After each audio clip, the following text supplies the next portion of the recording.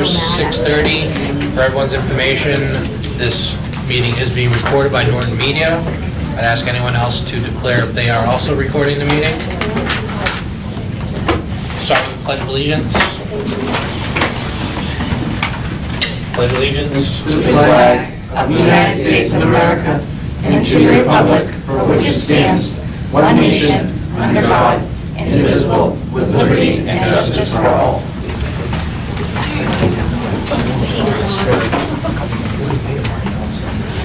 All right, we're going to go a little out of order. We're going to start with the student representative updates. So on March 21st, the high school, along with other schools in the district around the country, participated in Down Syndrome Awareness Day, where students and teachers are asked to wear crazy socks and spread awareness about Down syndrome. We'll also be participating in Autism Acceptance Day on April 2nd, so that's coming up. And then tomorrow is the first practice for our new unified track and field team.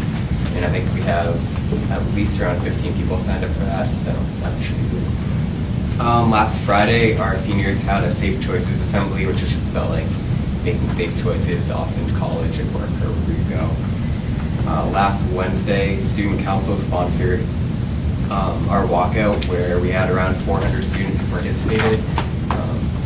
And kind of the goal of that was not to make a political statement. It's important to make that clear. We were not at all a political statement, even though some students felt that. It was a way that we felt was good to turn a tragedy into action, and we, each student who went received a random act of kindness that they were asked to do. So we had little slips that we handed out when students walked into the building, and we also had a suggestion. You could write a suggestion on a way that you can make the school a better place, or that we can help make the school a better place, that we had students do as well. So that was definitely a success. And also through the past few weeks, we've been running the Pennies for Patients campaign, and we've raised about $690 for cancer research that we'll be donating to the Lymphoma and Leukemia Society. And then tomorrow night is AP Information Night, as students are selecting their classes for next year. Okay. Any questions? Just a comment. I just want to really appreciate the leadership that you folks as students have brought, especially with the walkout. It was very controversial in a lot of places, but our student body really took it to the perspective of making a stand about wanting to have safe schools, and not necessarily a debate and discussion about how we feel about or don't feel about the Second Amendment. So thank you to you and all of your peers that participated. I think you guys were, it was really well done, well organized, and very thoughtful. So thank you for that. One item I actually accidentally bypassed on our agenda, the meeting minutes from the executive session. Has anyone had a chance to review those? And open meeting as well. Yep. Do we have to do something with them? Yes. All right, motion to approve the executive meeting minutes from March 12th. So moved. Is there a second? Second. All those in favor? Aye. Also, from March 12th, we had our open meeting minutes. Has everyone had a chance to review those? Yeah, the only thing I saw was that I had abstained from Right. doing the minutes from before. Okay. So with the exception of Mrs. Stern's abstention, is there any other comments or questions? Motion to approve with that change. So moved. Second. All those in favor? Aye. Okay. Mrs. Cohen, minutes, please. Warrants, please. I reviewed and approved warrants that were presented to me at the March 12th school committee meeting. The total amount approved was $299,900.52. I wish to enter this information into the public record. Thank you. Moving on to the next item, Mr. Curley for winter athletics update.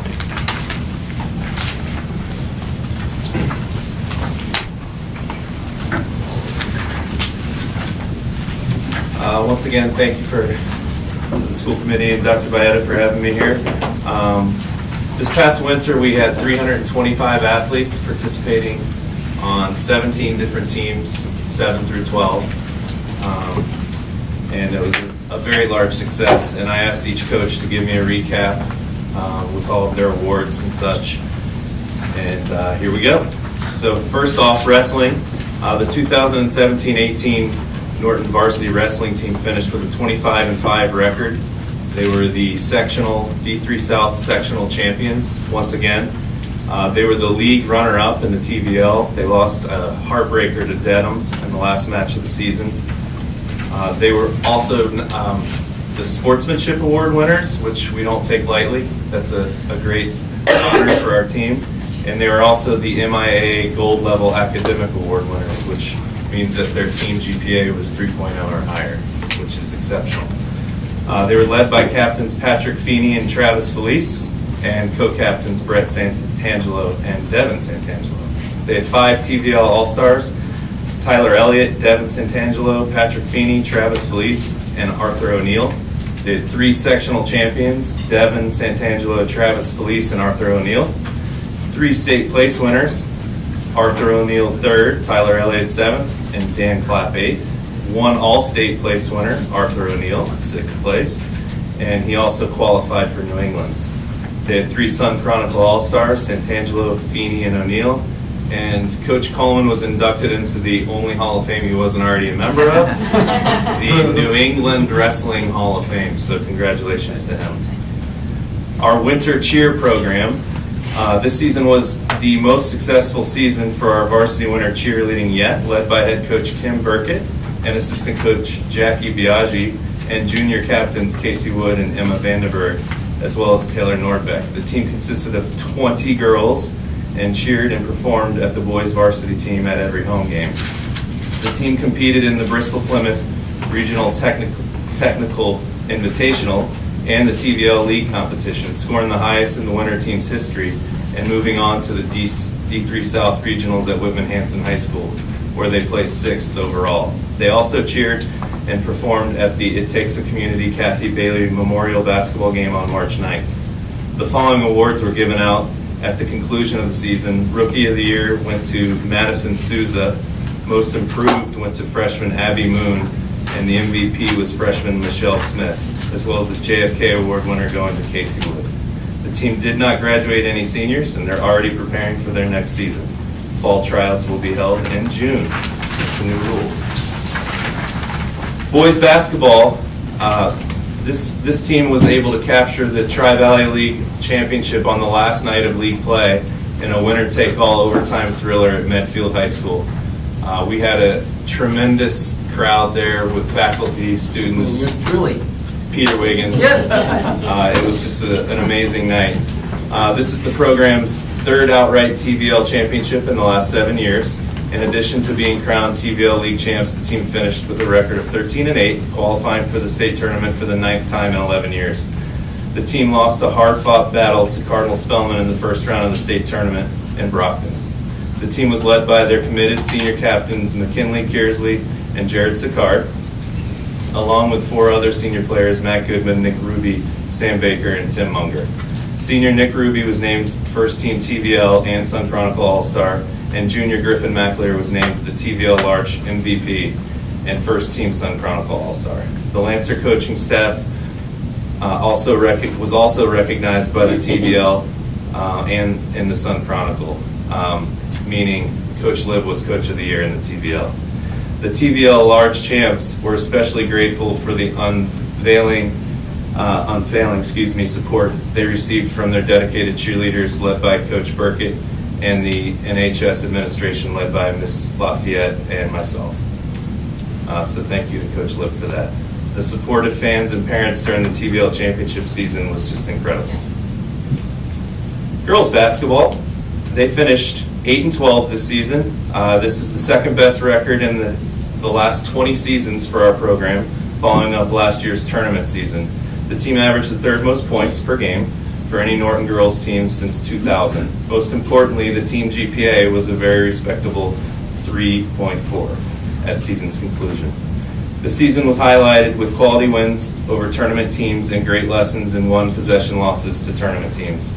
The team will be graduating 3 seniors. The senior class of Carrie Weaver, Abby Phelan, and Megan Nichols will depart Norton High as the winningest class in the program's history since the class of 2000.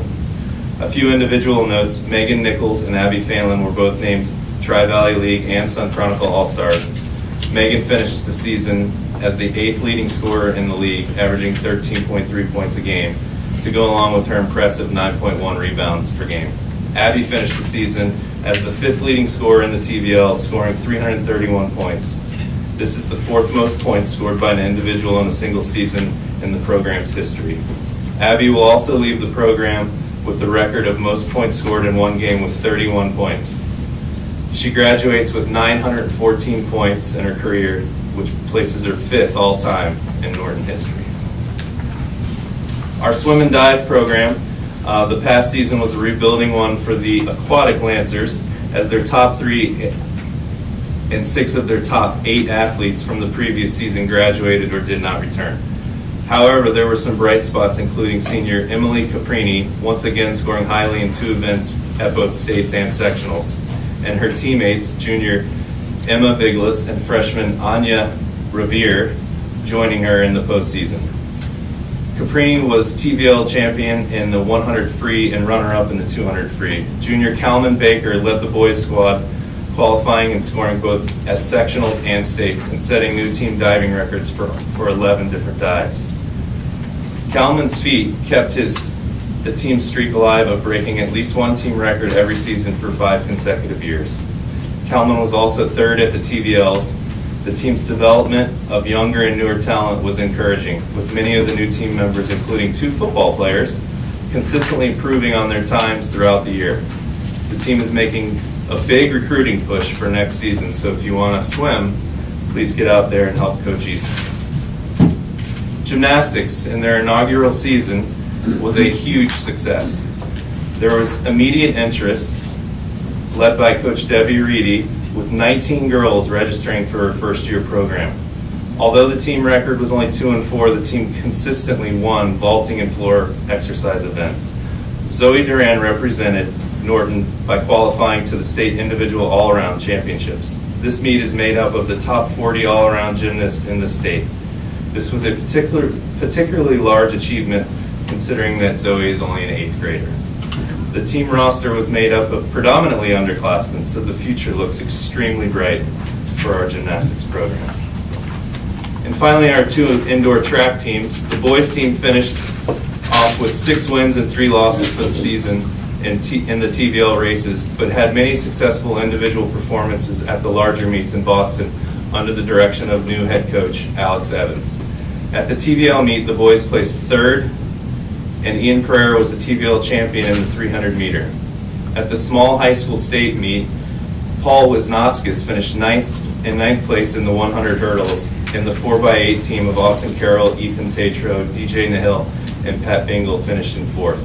The same team finished in 6th place at the state relays meet, and the shuttle hurdle team of Corey Stalters, Wisnauskas, Bingle, and Jacob Pierce placed 3rd overall. There was a strong contingency of boys who qualified for the state meet to show how much depth they had on this team.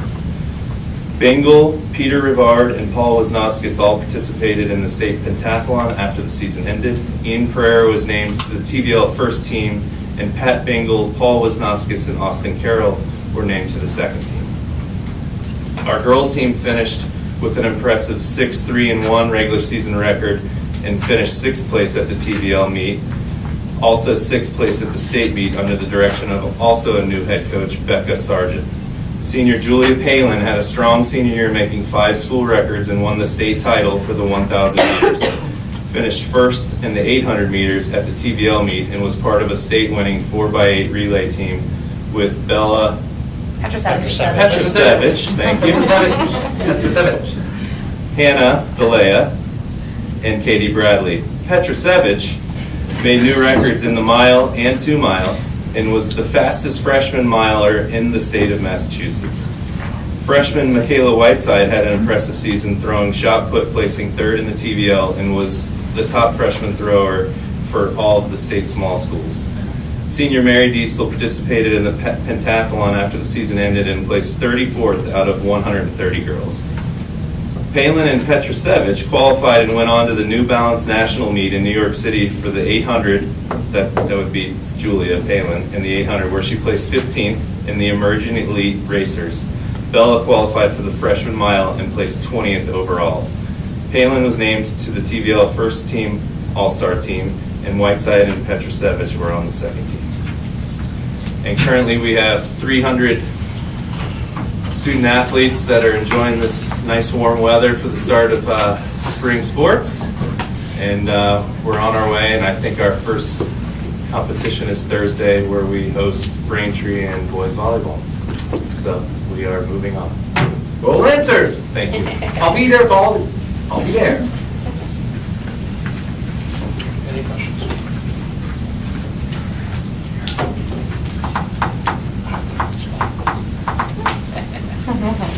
So I'm assuming if there's no review of the season, the coaches didn't get back to you?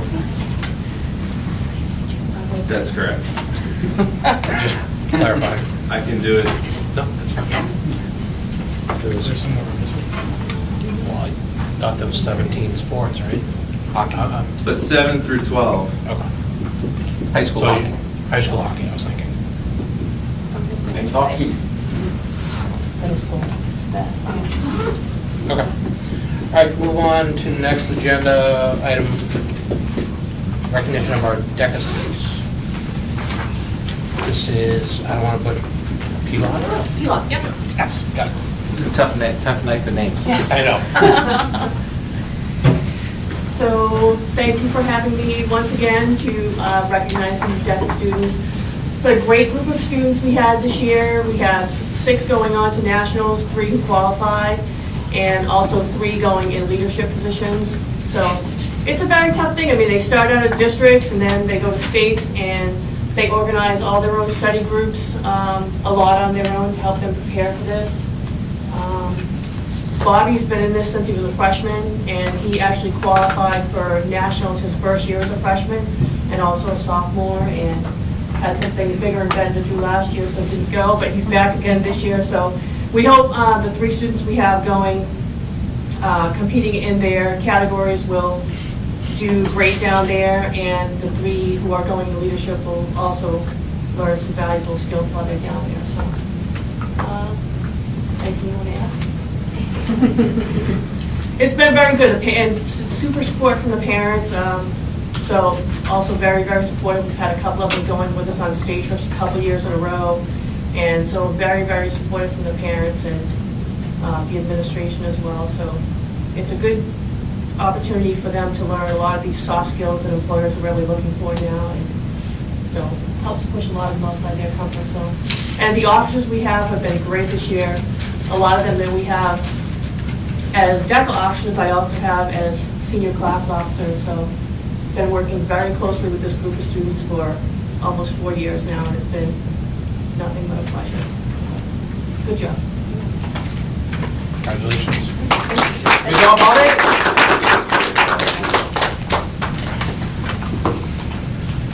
All right, the next item we have is the destination imagination. Dr. Bada. Thank you. So tonight, I'm going to be presenting some certificates of recognition. Front and center. Like the Scully cap right there. So let me just, first and foremost, our destination procrastination competed in the regional destination imagination competition on Saturday, March 10th, and placed second. They were also recognized with a Spirit of DI award. Now get this, for having to rebuild half of their props the week before the competition due to the basement flooding.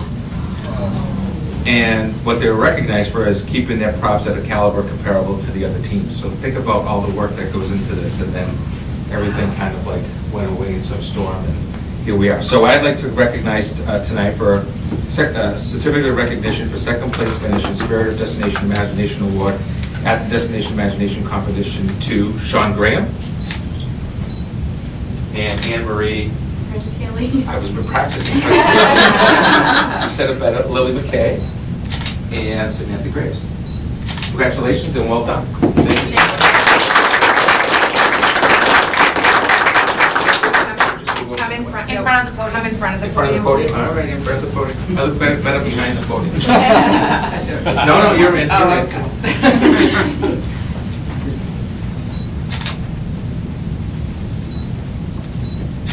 Perfect, thank you. Nice job, guys. Thank you so much. Appreciate the Thank time and your you. effort. Thank you.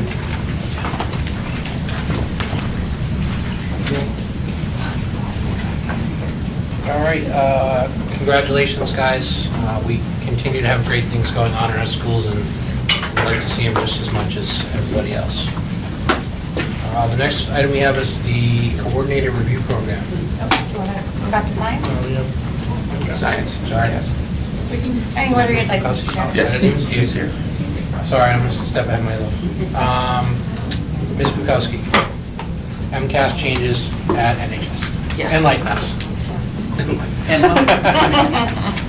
Quickly. So for those. My apologies for skipping over you, by the way. I wouldn't call it your. No, ma'am. We're just that fun. So hello to the people that don't know me, I'm Lauren Bukowski. This is my second year as the academic coordinator for science. And I think, did you all get a memo or a summary of the changes that I'm Yes. proposing? I don't know how much, I can give a little bit of background of how this came about. Yeah. So 4 years ago, we changed what we were doing with the science curriculum at Norton High School. This was under a previous coordinator. At that point, all incoming freshmen were taking physical science and a little bit of an introduction to physics and chemistry. And for various reasons, we changed it such that most of the incoming freshmen are now taking introductory physics, with those that qualify are taking honors level biology. And the reasoning for this was twofold. For the stronger science students, we wanted to get them in getting into biology and chemistry faster, so then there would be more kids eligible to take AP courses in their junior and senior year.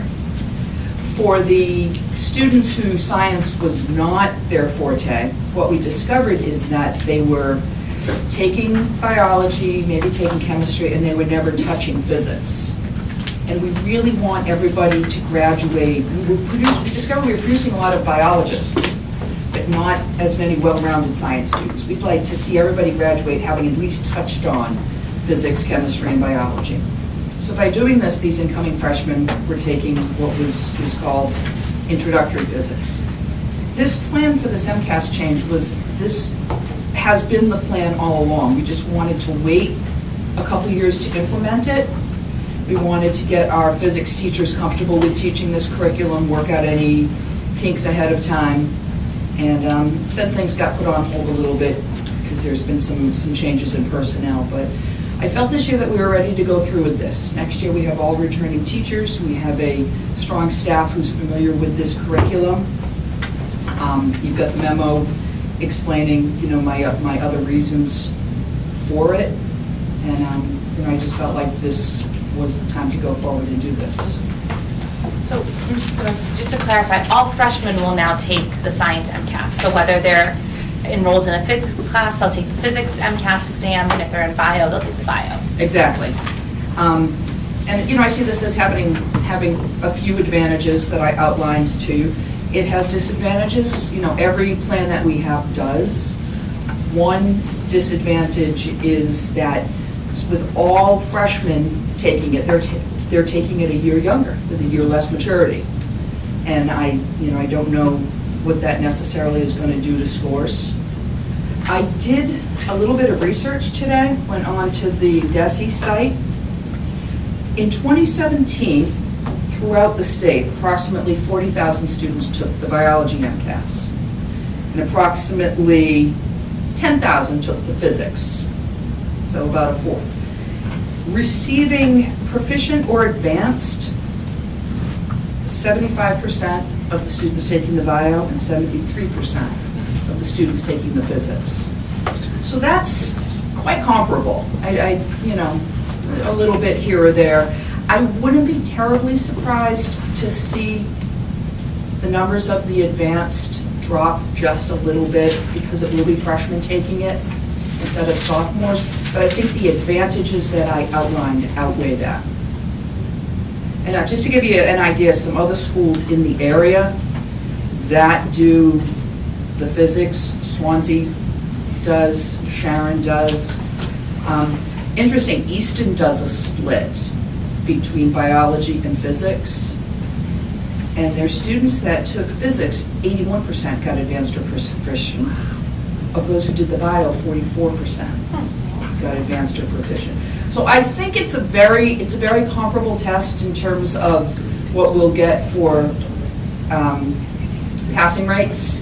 And I just think it gives our kids an advantage. It gives them another year, the ones who are struggling with it, another year if they need more time to pass it. They can take their second test. Say, for example, if they pass introductory physics, but don't pass the MCAS, and we're having this issue now with bio, is now you have a student that needs to retake the test in a course that they're not going to be sitting in. So we have a couple of students, I mean, we have good passing rates, but we have a couple of students every year who need to retake the bio MCAS, but they're not in a biology class that year. And if they have trouble passing it while in the class, this makes it that much more difficult. So, you know, we're trying to taper it, whether they've got that physics brain or that biology brain, whichever one works best for them.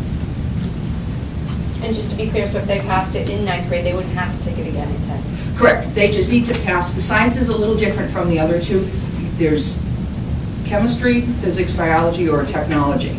And each school district can decide which of the science tests they give. They just need to pass one. So as of right now, we're only giving one. We're only giving our students that biology test. But now our students will have the opportunity to take two. So depending on But they what only their have, course right, load they is. only need to pass Yes. one. It also takes a lot of pressure off. Sophomore year, they have English MCAS, they have math MCAS. A lot of them take PSATs within school. We're pulling sophomores out of class a lot for testing. And if we could shift some of that, I think that would be useful as well. Any questions? Recommendation is to accept the academic coordinator's recommendation. Motion to approve the recommendation as set forth. So moved. Second. All those in favor? Aye. Okay. Thank you. Thank you very much. Have fun. Thank you. Now, All right. Well, thank you. In your packet this evening, you have our comprehensive coordinated program review from the Department of Education. As you know, they came out last fall during November to oversee our civil rights program, our special education program, and our program for English language learners. And this is a review of any findings that they discovered, whether it was during their desktop review of our records or during their time here in district. So I'm going to highlight just one or two things for each of the sections to kind of go through and then open it up to any questions that you may have. For special education, our district only had one finding, and that was regarding a program evaluation, and basically just that we did not do an annual program evaluation. So what we have to do next is submit our corrective action plan to the department and talk about how we're going to fix these things that they found. So I know Dr. Bayetta has something for you later on tonight, but it involves doing an annual program review and taking the information that we have from that review to continue to improve our special education programs.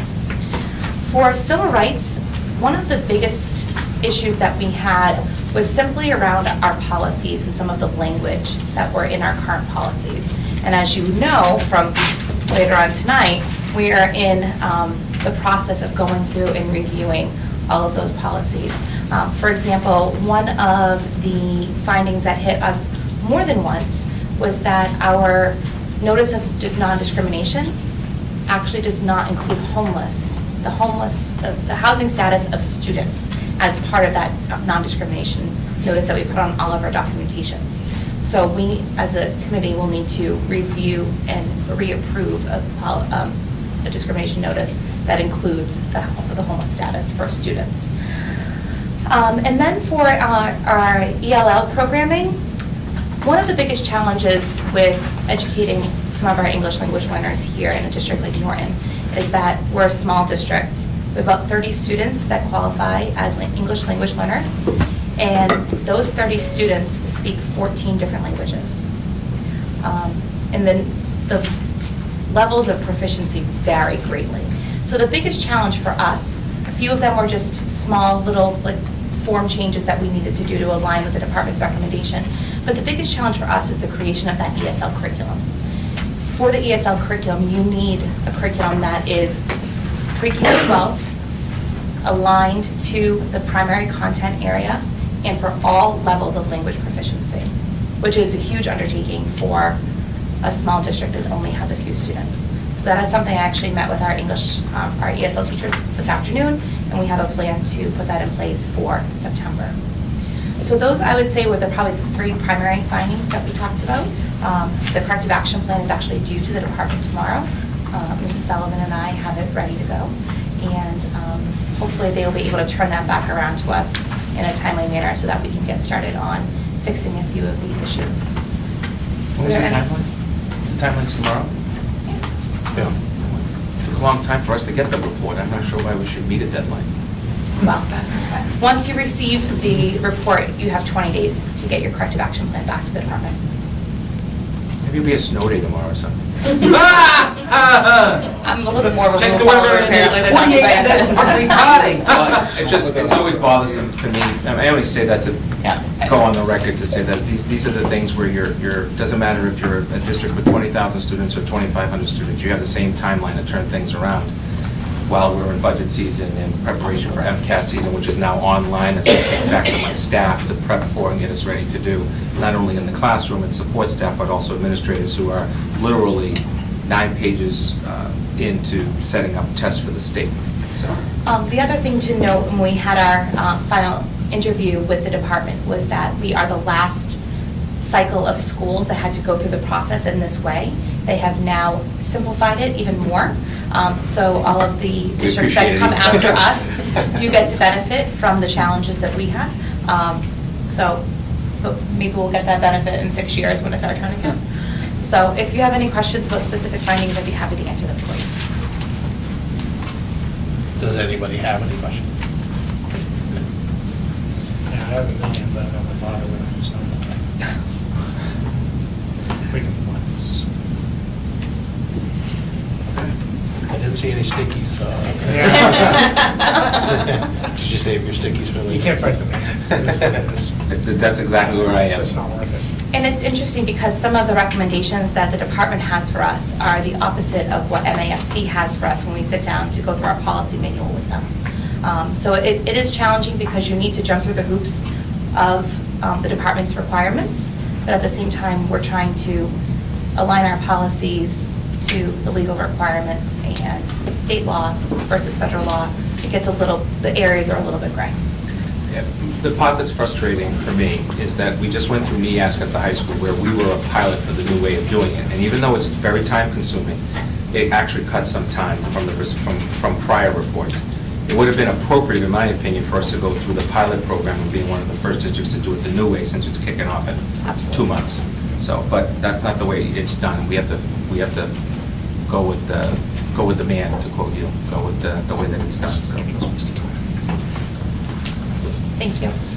All right, next agenda item is the athletic boosters. Dr. Bada. So a couple different things that you have in front of you from the handout from the other day, with just one change as of 3/28/18, which is that girls soccer changed to option 2. You have it noted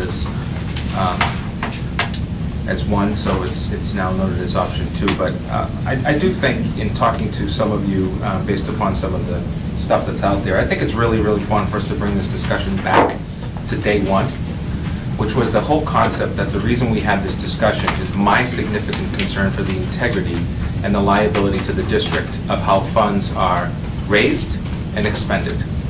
That does not mean that the superintendent of schools or the business office are controlling the funds. It still requires, regardless of what you're in, either as an individual booster who stays individual out there and gets registered for July 1st as a non-for-profit organization, or as a option 2, which is that we have individual line items, but a booster executive board that will have to be selected, or if it's option 1, which is just a booster, period. I don't have a vote, ever, on any of our non-for-profit organizations' spending of their money. But I do think that a discussion on what's important about these funds is important. And to me, is as we continue to deal with what I think is a really significant financial impact of $350 to play a sport times 3 seasons, I think we have to find a better way to do business in terms of either A, finding ways to come together to raise funds that could offset the costs of all participants having to pay what we currently pay at $350 and potentially go the other way, make it less, or at least, with a budget increase in athletics that's going to be over $25,000, making sure that we're just not eating that money in the operational money budget, which is what we do year after year after year when there's increases to the expense line item of athletics.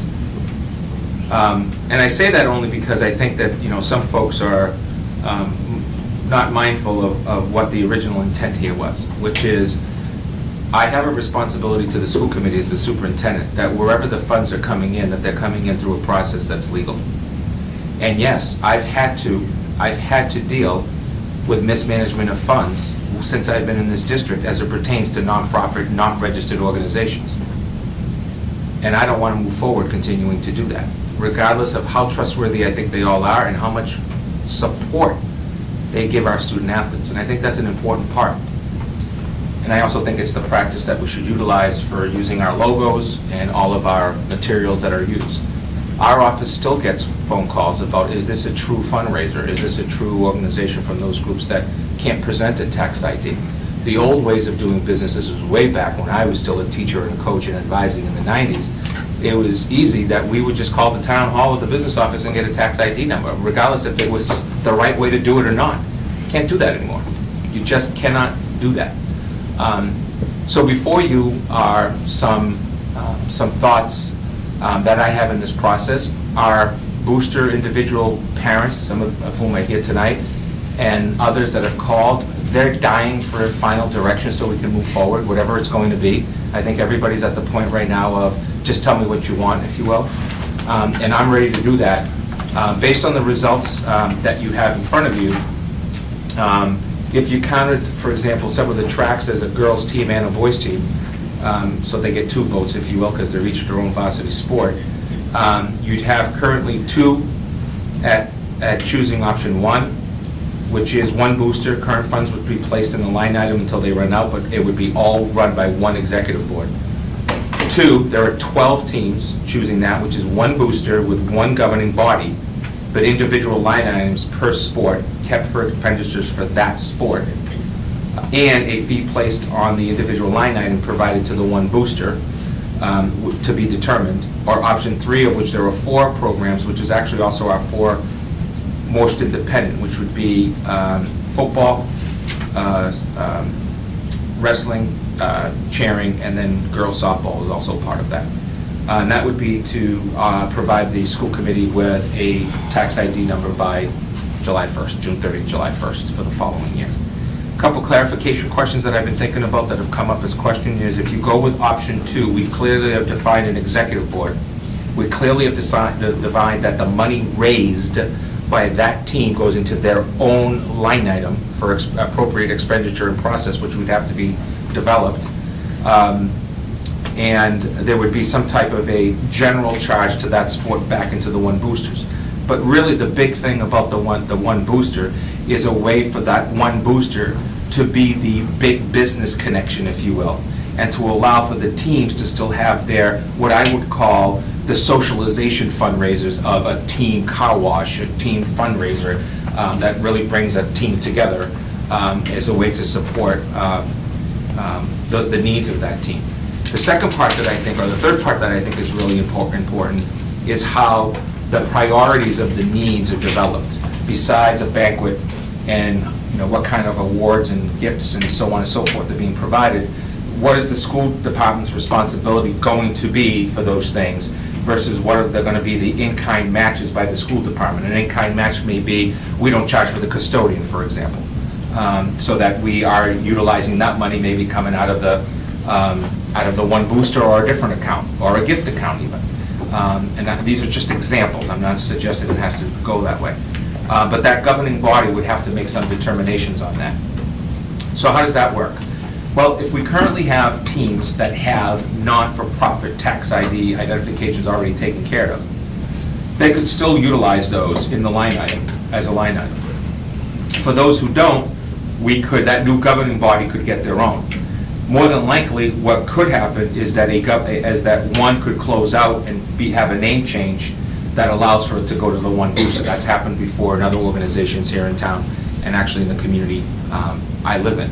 So those are all some of the options that are before you. Lastly, and probably as important, is what's the timeline? Really, the timeline that we've tried to stick to is the original timeline, which is we need to have clarity about fundraising for July 1st going forward. The school committee will only request literally what I request now and get from the parent groups, which is how much money did you raise? Did you take a formal vote to expend that money in some way, shape, or form within what you said you were going to do? So if you had a cookie dough fundraiser and you raised $20,000 and you decided to spend $10,000 here and $5,000 there, I get a record of that from them saying the minutes and the agenda of those board meetings. I actually get them monthly from 3 of our 5 boards pretty regularly, and as of July 1st, they have to be sent regularly, because that's a way for us to do a couple of things. One of which is to collectively think about some of the businesses that I know in town. We're planning an upcoming meeting with local businesses that have just moved into town.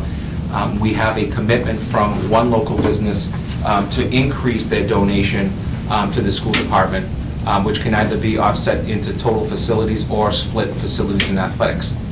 That is $8,000 more than we've gotten any other year right off the bat.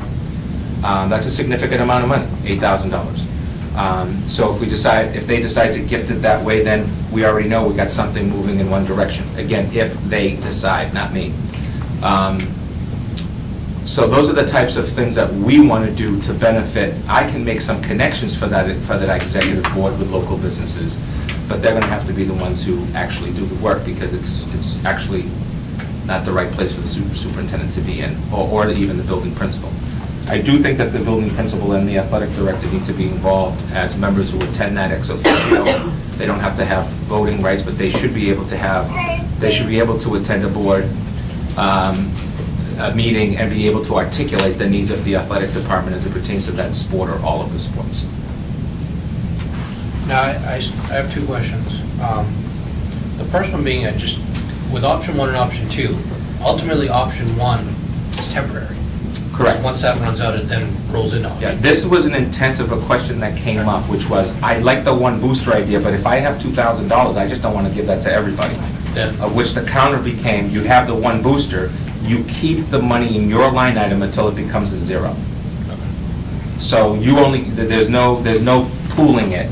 It belongs to you because you already spent the time and effort to fundraise. Why would we just pool it? Yep. That was the middle of the road. So that's the beginning of the significant change between 1 and 2. Now, Sorry. now, I'm still seeing some sports that aren't on here. They haven't responded. And what happens to them? Should we? I believe that whatever vote you make tonight is the way that we're going. Period. But that's a very telling statement, right? Because this is one of the issues. One of the things that always comes to my table is the discussion on what I would call, all of these people came forward as supporting these 40 athletes, and nobody came forward for these 40 athletes. Happens a lot sometimes in the spring seasons because it's towards the end of the year. I don't know how equitable that is to me. I guess one group of kids gets certain things while another group doesn't. That's true. I mean, not everybody should be getting a trophy. But I'm not sure that this is about winning something more than it's about the sense of community within your sport. And, again, I think it's time for us to have a one philosophy moving forward more than 20-plus different philosophies. I think honestly, a few people are still confused as to how this whole thing plays out, so that might have been why you didn't hear from everybody. I think they're kind of waiting for a decision to be made. Sure. They may not have gotten their nonprofit status yet, and they're just waiting for them to be told, okay, this is how we're going. Because if we go, right now the majority is option 2, right? So if we go option 2, and let's say one group doesn't have the nonprofit status as of your date of June, they don't have to get it. if we go option 2. Correct. Because they can be listed under our big booster. Correct. So that's number 1. And they still have their individual line item, right? Right, so But- if they do fundraise, let's say they do a canning day, the money that they bring in will still go to their line item, and then every year they would put in whatever the amount, whatever the percentage is that that board determines. Correct. I have So a the big question on booster. that, though. So we're basing this on something that we already saw from the other group. Correct. So this board, option 2, could come up with their own board and decide, you know what, for the first year, because that seems to be the real sticking point for a lot of the groups. The first year, maybe they wouldn't have to kick in, and it would just be the big fundraiser, and then the big fundraiser, a bigger part of that could go into the big fund and then get distributed equally throughout the teams that participated. Right. I mean, That I was the think, option we talked about. I think that if that's something that could at least get people on board, because there's a lot of skepticism, and I don't blame people. If you go out and work hard and do fundraise, and somebody else is sitting back, the thought is, well, they're gonna get something too. So, I mean, I understand some of the hesitation, but as far as option 2 goes, if you had your own board, then you decide, what the board has to decide of how they want that. So here's my counter. It's going to take 4 fiscal years for the athletic budget to go up $100,000. Think about that. That's $100,000 4 years from now that you're either going to have to fundraise by adding more to the fees or eating it in your operation budget. Those are your 2 choices. Your third choice is to raise $100,000 like a community that has 1,100 students does, with a high school that's half the size of ours. The easiest option for me, everybody becomes not-for-profit June 30th, do whatever the heck you want. That's simple. That's the easiest option for my work, my job, and everybody around me, including the athletic director. But 4 years from now, 2 years from now, a year from now, in the current budget, we are running a deficit in an operational budget that has a $2.1 million deficit as of this afternoon. 2.8% is coming from the town, as you heard the other day at the FinCom meeting. That's the number. That's a $2.1 million deficit. It is your biggest operational deficit compared to what the school committee has voted in the history of your town. And our job is to now cut it. So that's my problem, and I don't see, except for, I'm going to say thank goodness school choice, even though I don't even have your support on using that money yet, $500,000 that potentially all it's going to do for next year is save jobs. That's all it's going to do. So we're either going to get a school department with parents and boosters on board about moving forward and trying to make connections to companies that are going to give us the $25,000 every year so we don't have to raise fees and we can offset the cost, or we're not. That's how frustrating this is getting. Because it goes back to the whole concept of what we should have done a year ago and we chose not to do a year ago. Because when you add 3% to that budget, if it had passed as an override, we wouldn't even be discussing a $2.1 million shortfall this year. But nobody wants to deal with that. So when I put the pink slips together, which are going to happen this year, and we're talking about, you know, do we come together because of hard work and determined, I get it. We all provide in the communities that we live in time and effort to things that our own kids might not see 1 penny out of. So- I will say this, sometimes it takes leaders to step up and make a change so that it's going to be beneficial for the entire school, all the kids in school, just like the override. It takes people to step up and lead it and pass it and as a whole come together. So I think that we need to start working towards this direction to show people that can work. I grew up in Plymouth. This is what we did. This is all I know. This is what we have right now. I can't even believe that we still work like this. But I think that people have to understand too that the money, and I know you've already said it, but I'll just say it again, the money is not in the school department. No. The There's money gonna have that to be comes a into checking the big account booster started, has rules, nothing to do with regulations. you, Nothing. has nothing to do with Lynn. It is in this own nonprofit board that is going to be set up. And so from there, you know, it's really that group that comes up with the bylaws. You create a nonprofit, you have to have bylaws to go along with it. So it's going to be that group who determines, and it would be my hope, that the big group would say, listen, we'll target the big businesses, because when you go to these big businesses and you say, listen, you're not going to be hit 29 times. You're gonna be hit once. The checks will be bigger. I can promise you, I've done this, I've fundraised. My golf tournament raised $121,000 that we gave to various organizations for 6 years that I ran it. They will do it. Can I piggyback on something Go you ahead. just said? I think it's really, really, really important to know how this administration has worked with our 5 parent groups at each school, our need group. All of those groups, just to name those 6, have consistently come to my office or a principal's office and said, what do you really need that's going to benefit kids and get the job done better? That's always been. And then they go out and they say, you know what, we can afford to give, need with the parent groups is constantly supporting things together. We can afford 500, you can afford the 250, guess what? The project for the classroom for 750, done. It's no different here. Our job as an administration is to push and pull. It's not to take. I'm not going in and balancing a budget on that. There are school districts where that works. I worked for one as a head coach and teacher when I was in Sharon, and we cut $200,000, and the new AD had to go out and raise $200,000, including his salary. That's a fact. So I think it's really, really important that we know that others aren't about to walk into the room and the 5 of you all of a sudden say, well, here you go, there's your money, the school department is all set. We already learned that lesson.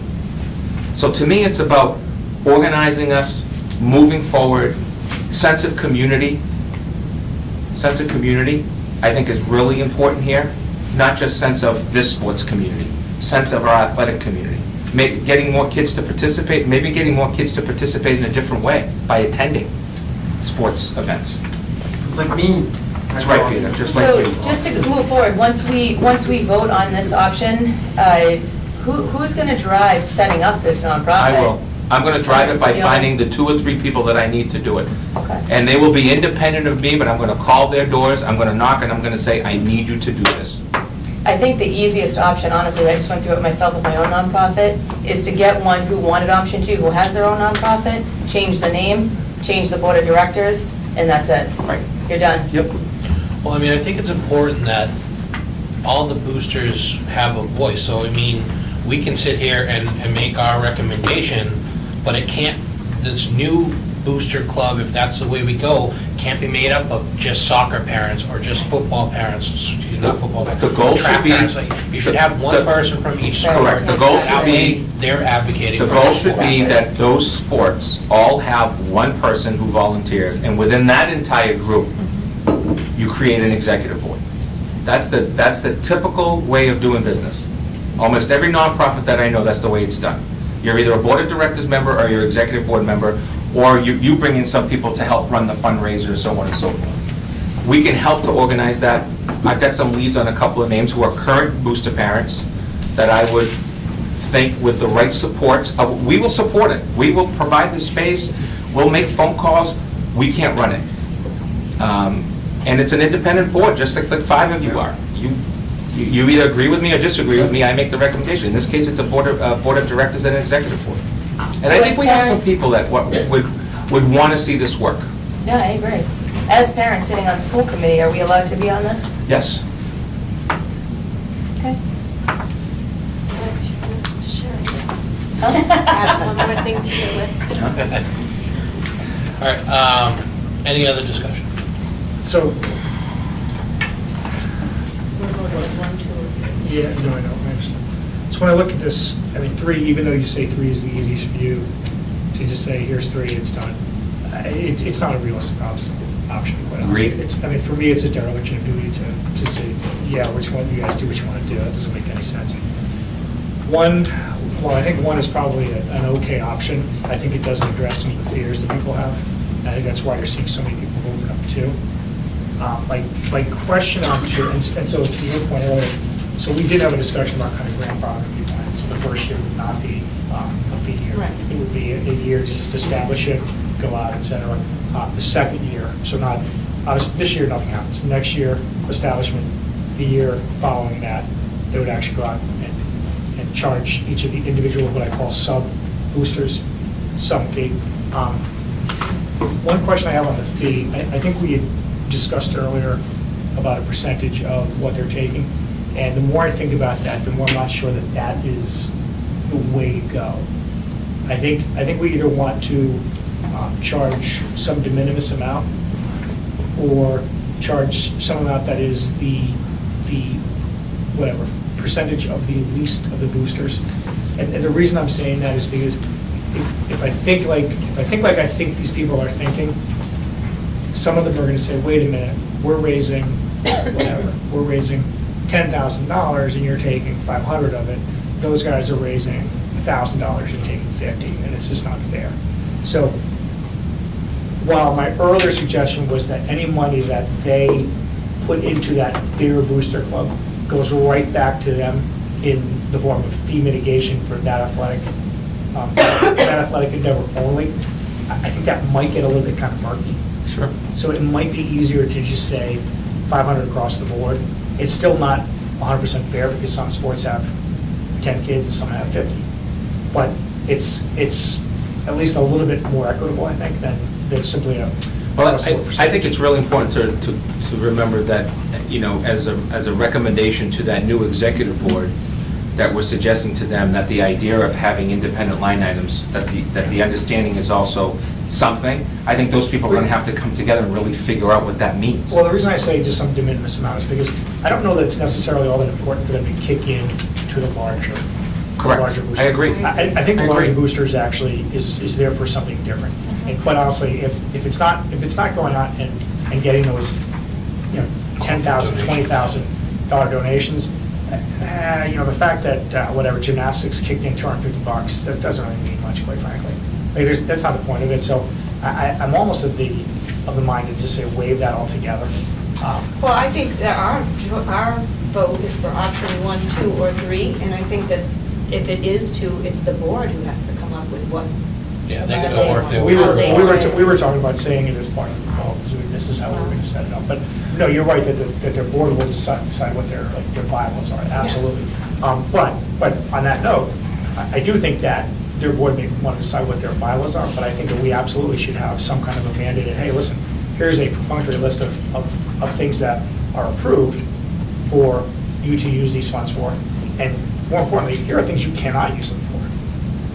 I think that's important. I think that one of the problems with the oversight is we don't know where this money goes, and I'm not positive that some of it's not being used. I don't want to say with ill intent, but not for something that I would consider a proper use of funds raised using the Norton name. And I'll use an example. If somebody goes out, you know, the Norton kickball team goes out and raises $10,000, and they use $1,000 for, you know, new kickballs. I know the $9,000 goes to college scholarships for the graduating seniors of the board of the booster club. I have an issue with that. I don't think that's a good use of those funds. I don't think it's a good use of our name to raise those funds, quite frankly. So I think there has to be some oversight, and I think that has to be dictated from the beginning of this. It can't be, okay, well, you guys decide what's an okay use of your funds. I think the clarity of fundraising should be really simple. Students are out there fundraising. Car wash, we use a simplified. Those funds should go directly to those student athletes who put in the time and the effort to work as a team to make money for a cause, for more of this or that within their program.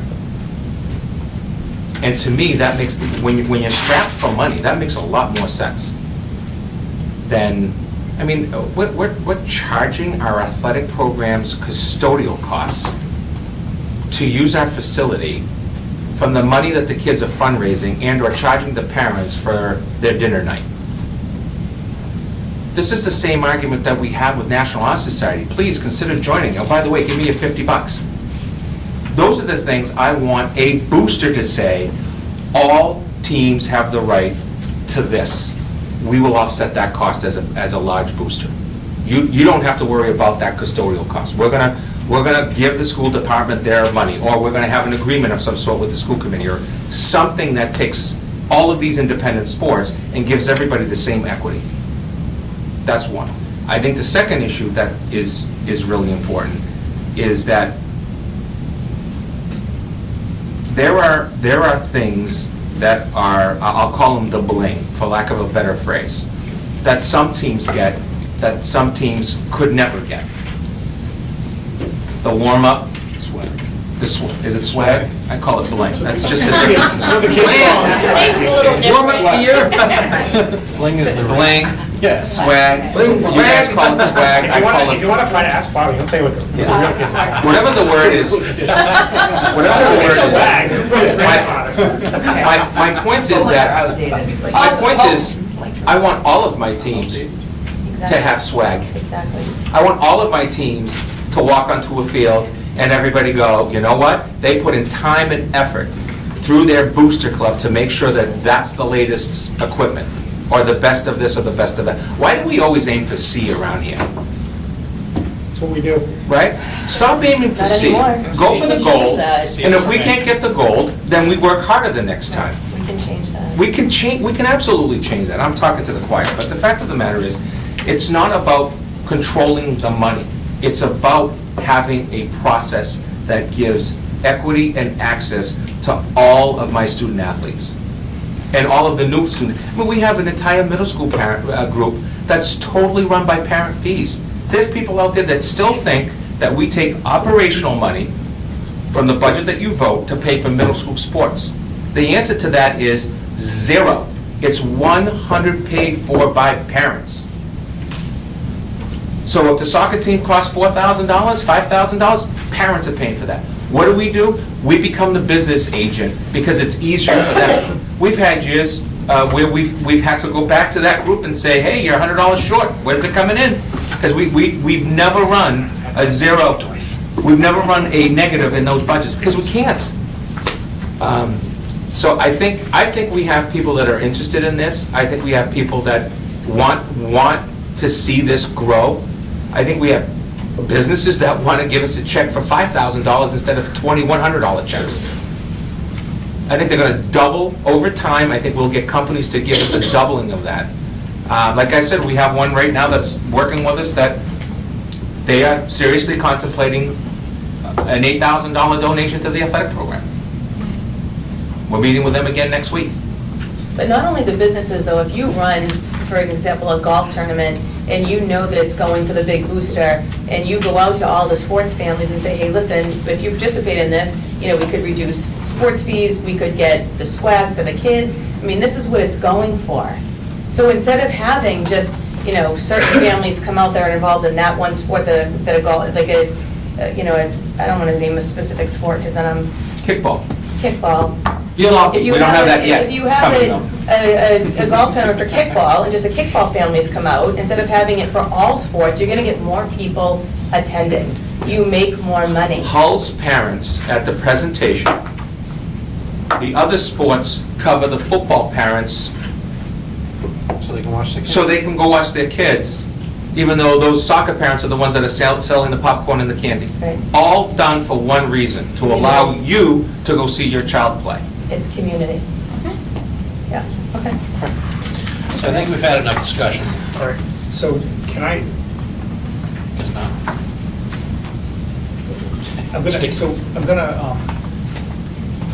gonna motion something, but I want to say what I'm going to motion beforehand so that I make sure that nobody has an issue with what I'm going to say. So I'm going to motion to approve option 2 with a 1-year grandfather period, no mandated fee to the large booster. All raised monies stay as line items to the individual sports. All boosters will or can be under 110. And I'm not going to mention the board of directors, I'll let them handle that. Do we want to mandate the board of directors? No, just mandate that there will be a board of directors. Well, they have to have one anyway, right? Yeah. Well, For the not-for-profit status. One person per every sport, or, so are people okay with that motion? So option 2, Yeah. 1-year grandfather that nobody has to pay fees. Nobody's going to pay fees at all. Well, But it's- keep in mind, and this is just an afterthought, if we're talking about comping the custodial staff and this We're not and there that, yet. No, but I'm saying, if we have just a small nominal fee, that's what they can use. Well, no, But we're not there yet. that will have to be what the large fundraiser pays. The Right. large Yeah. fundraiser will get Right. a Yeah. bigger piece, maybe put into the big pot, and then divide it out. So I'm going to suggest to you that in terms of fee, I do too. if we have a custodian there for 3 hours, right, 4-hour minimum, all of that, you're talking, 40, 160, somewhere between $150 and $200. Some of our banquets significantly more than that. You multiply that by all of our sports. The first year could be, hey, we're going to cover, the big plan is to cover the cost of banquets, so that those $600 line items that they have are no longer going to pay for custodial coverage, they're actually going to pay for what's decided to be paid for. All right, I'm actually going to bring this. Hold on. Wait, can I just ask for clarification? So what happens to the option 3 teams? So the option 1 teams potentially will utilize all of their money and There's only then one anyway. move into option 2, correct? So there's no, my understanding is what we vote is what we vote. There's no option to stay in another option. You can't. So once No, we they can vote, stay the independent. option 3 will have No, to they move cannot. into an option 2. We can't. I believe if they have their not-for-profit status, they could stay independent. Not use our name, they You're can't. just giving all the Right. money. You guys would have to take the hard vote of saying that they can't use your name and stuff. Yeah, this is, So the issue is here, by moving to a booster with individual, what you're saying to them is, listen, if you're going to use our name, our logos, and anything else that represents Norton Public Schools, Norton High School, Norton Middle School, the fact is, this is the simple rule we play by. We have one booster with an executive board with line items. So first and 10 keeps their line item, but they are part of the boosters. raise So they don't have a 50,000, choice you to get stay. 50,000. Wrestling, which is one of the more significant changed one, because they're these day-long events, they have their own line item. So if they're doing all that food and all that production, and they make their thousands of dollars, it goes right into their line item, they're still using it for that. If there's someone who has an issue with the compulsory aspect of this, I'll make this argument. So if I am, I don't know, who would choose option 3 here? Kickball. Kickball. If I'm kickball and I choose option 3, if you say, okay, we're going to give you the optionality to stay in option 3, the problem with that is now, so if they stay in option 3, they keep all their money that they raise, and that's it. If they go to option 2, if you mandate option 2, they keep all the money they raise, and now, when we go out there and we raise whatever, $100,000 from the Kraft Foundation, and say, okay, we're going to spread $60,000 of this to mitigate fees, their kids participate too. If we don't mandate it, then when that money comes in, we have to say to those kids, hey, sorry, 3 years ago, people said they didn't want to do this, so you're out in the cold. So Timmy, you have to pay what is probably now a $500 fee. That's not about access, it's not about equity.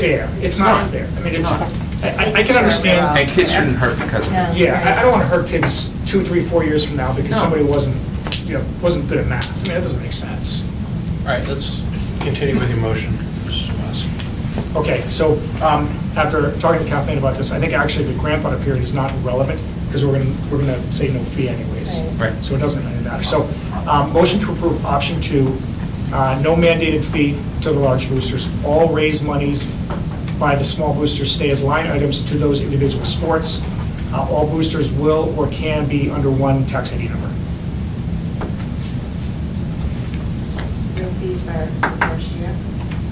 That, I think Is there no fee at all? I think we need to leave that open to the executive board, because it could be They something they can, want. but I'm saying we're not mandating one. If they want to do that, They that's want something to that they mandate it, want. that's their executive Yeah. board to do. We're not saying you have to. Yes, Yes.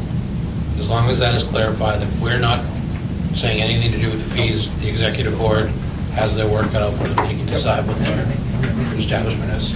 So just one quick question, Just go to you. one quick question. You said can and will, or? I said can or will, because I'm not sure about if someone has a current tax ID number, do they have to give it up? Are they compelled to give it up? Can they Right. keep their own and at the same time? And your new they executive another board one? may come back to you and say, can we amend the original thought? So I'm saying can/will, it's. You've it's up to eliminated the them. whole concept that they can fee if they want to, if that's the route they decide to, but it's not a It's prerequisite. not mandated. Because we, This is what the executive board is charged. Right. right. So that is my motion. Is there a second? Second. All those in favor? Aye. I know we spent a lot of time on this. Quite honestly, this is really not a big deal. deal. It's only a positive thing. I don't know why this has been such a kerfluffle, for lack of a better word. I think it has been. Right? I haven't heard that word. Is that on the sticky too? I spell Is that in it? the He's been waiting all week to thesaurus? use that word. I don't understand why it's been such a big deal. Maybe it was. It's always litigation. considered, it's being considered as a takeover. Yes. That's not what it the is. control. It's not what Believe it me, I is. have I think enough after the problems. first I year, don't we'll want to see sit with how that. it is and how it works, and, you know, Yeah. some of the. Yeah, hopefully in 2 years, I'm like the best movie ever did. All right, let's move on to the next agenda item. Mrs. Kiefer, tough act to follow. Your preschool update, please. I'll go fast, because Idle's on, you know? And one of our own is on there. That's right. So, thank you for allowing me the opportunity to share some of the good stuff that we have going on in preschool. Before I talk, though, I first want to acknowledge the staff that's come to support this presentation this evening. So thank you for coming, I appreciate it. So I have 3 parts to a proposal that I have had sent out to you earlier. The first part of the proposal is some changes in programming and tuition scale that we will be offering next year. We did a lot of research and a lot of planning. We had gone out to visit local preschools. We also surveyed families to see what their needs were. And also, too, we collected data from area preschools to see what options they were offering. Why did we do this? Well, we were really low in our enrollment at the beginning of the year. So we had to figure out why this was happening. I'm proud to report that as of right now, we have 97 children who have applied for preschool. So that's pretty great heading into next year. Not all of those children will be paying tuition, but 97 kids is a great access point for our staff to get to know these kids early in the game and to head off a lot of issues that could be kind of repaired before kindergarten. So the first part of the proposal just changes some of the tuition rates. The programming that we currently offer, which is the 2 sessions, AM and PM, the rates are the same, so that hasn't changed. However, I consulted with Mr. Lynch to try to come up with some comparable rates based on what area preschools offer. Part 2 of the proposal looks at classroom sections. So the only problem, I guess, with having so many children want to join our program, it is awesome, is the fact that we don't have enough space now. So because of that, I want to propose that we add a classroom.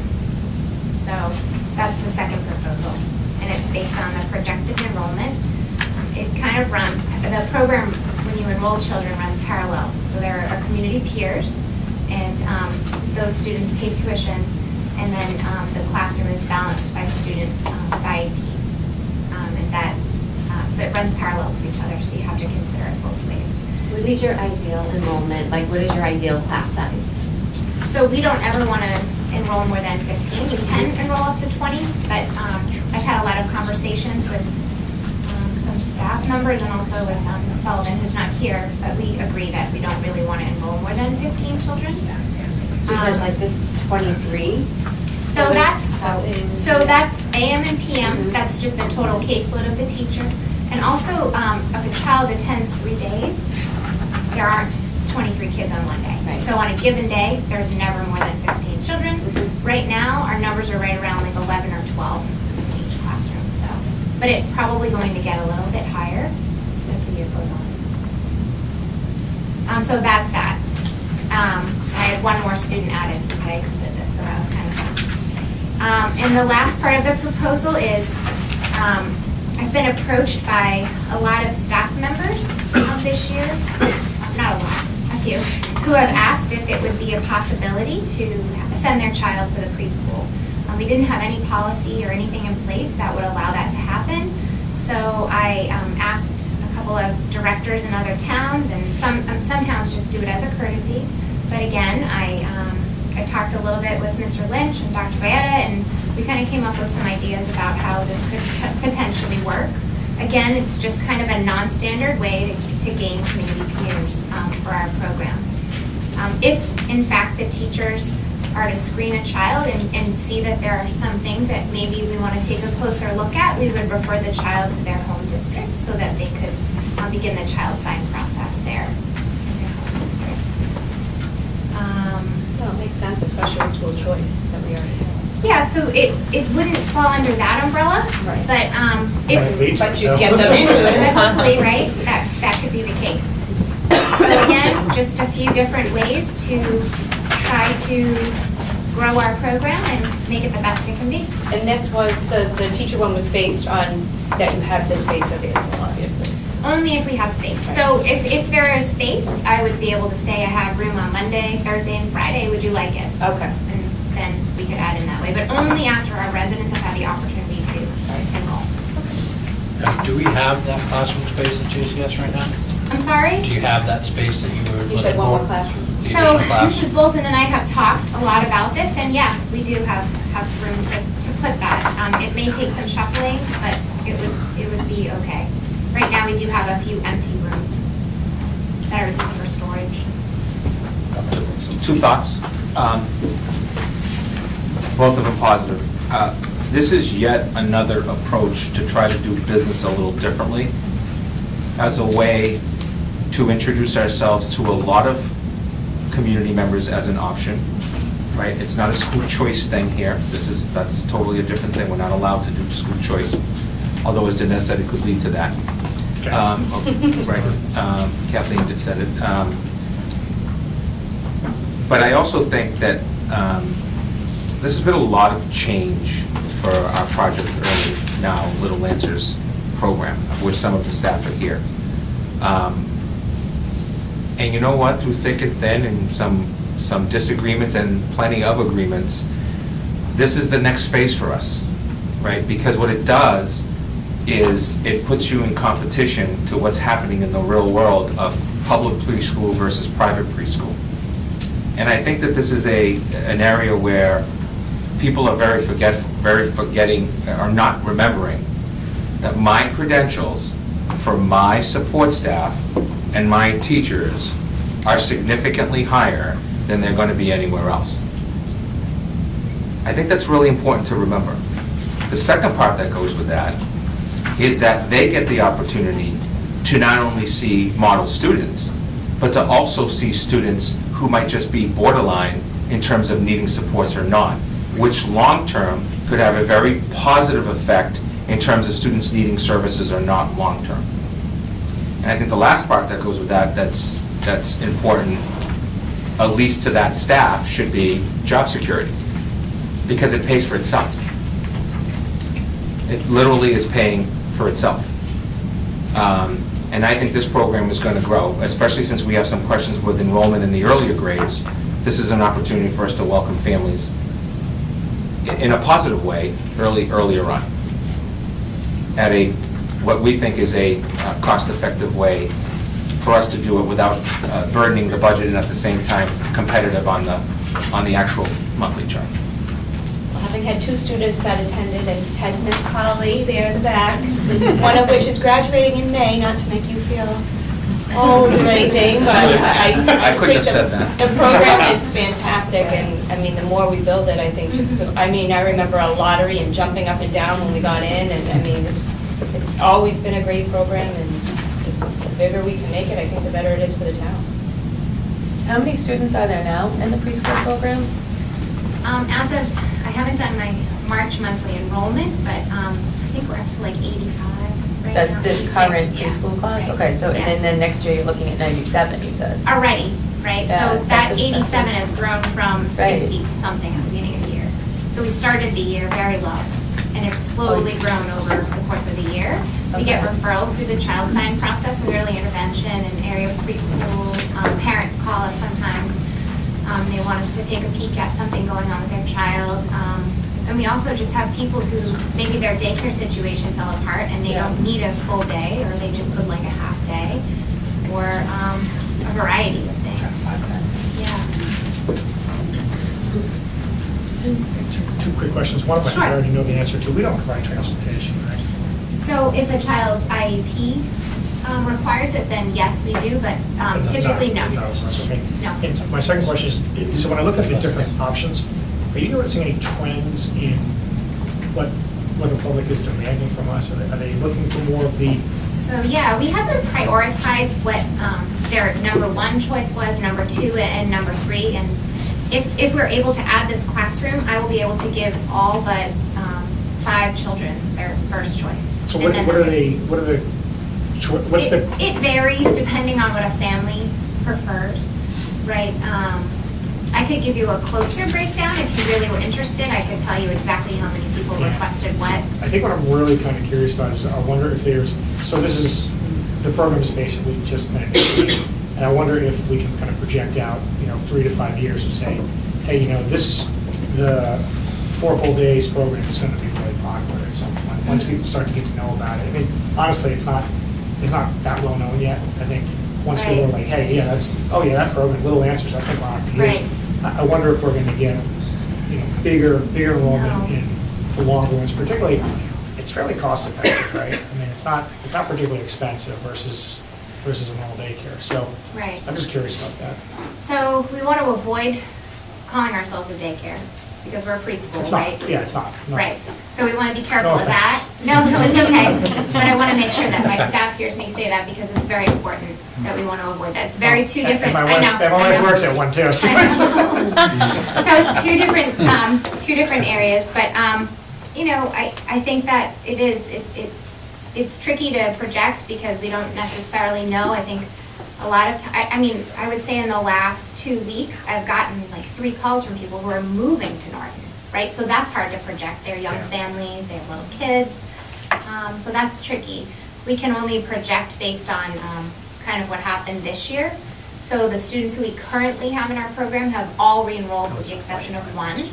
And the majority of those students have chosen to come for either 3 or 4 full days. So we can kind of know and guess that, So maybe that's where the demand is that. we're only offering that full day option to children who are going into kindergarten, right? So we don't even offer that to 3-year-olds, and we're still really higher in our enrollment. Okay, all right, thanks. Yeah, no problem. It does require a vote of the school committee. Is there any other questions for Ms. Keeper? Okay. Entertain a motion to approve the organizational changes as set forth by Mrs. Keeper. So moved. Second. All in favor? Aye. Okay. Thank you. Thank you. Thank you to the staff as well and Rita. Oh, yeah, sorry. Moving on up. All right, move on to the next agenda item. Our favorite one is our policy. Everyone's favorite agenda item. Here we go. Also known as the Dinesh policy. Bobby has also requested to come and join us in some of our policy meetings where we sit down and go through each item. Right, Bobby? Bobby, that's Does he know what it is? So Just hand him your sticky notes. tonight we have a second reading of sections E and F. And these 2 sections, we went through the last meeting, and the changes that we discussed at that last meeting were made. So unless anyone has any questions about E and F, we'll move to Why are you looking? approve them We as, already went over these ones. I He know. doesn't get any do we want second to chances. approve these ones? So moved. Second. All those in favor? Aye. Fantastic, thank you. And now we'll put those to rest until we've approved the entire manual. So tonight we have 2 sections to go through for a first read, section G, which is personnel policies, and section H, which is all about negotiations. So, I'm ready. So I don't have a ton, to be honest with you, and some of them are more kind of just questions for comment, and the first one right off the bat is exactly that, and it's funny because someone mentioned this earlier, it was in the CPR thing. Yes. And the homelessness designation, et cetera. Yes. So I'm on GBA. Equal opportunity employment? Yeah, and this is going to be when I get up on my soapbox and rail against the man for a few minutes. So we're sitting here and saying, blah, blah, blah, blah, blah, blah, blah, blah, blah. assigned and promoted without regard to race, color, religion, national origin, sex, gender identity, sexual orientation, and we go on and on and on. And apparently we forgot homelessness on something, so we have that in there. So my question is, at some point, why are we not just saying, we do it based on merit?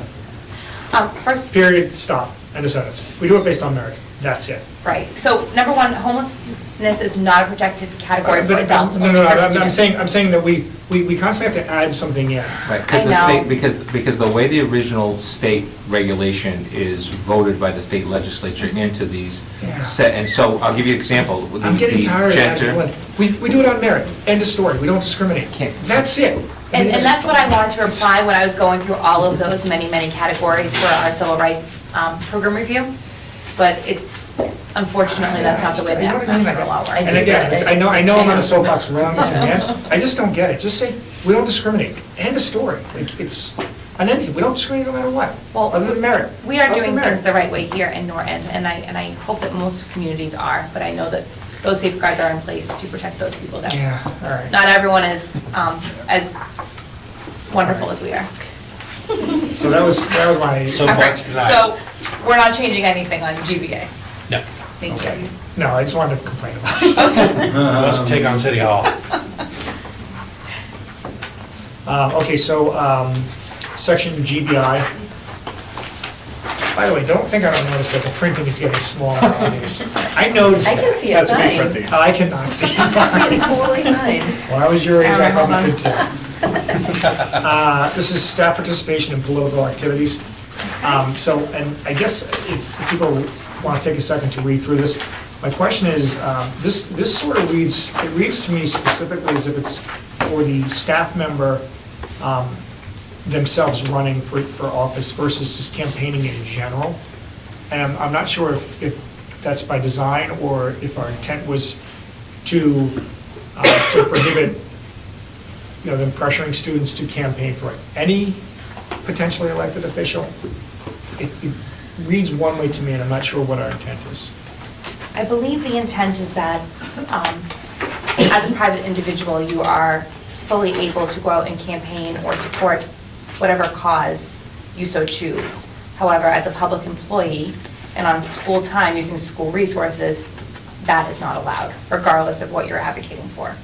So similar to... So then we should change the last sentence, last wording. It says now, under no circumstances will students be pressured into campaigning for any staff member. I think we should change that to generally campaigning.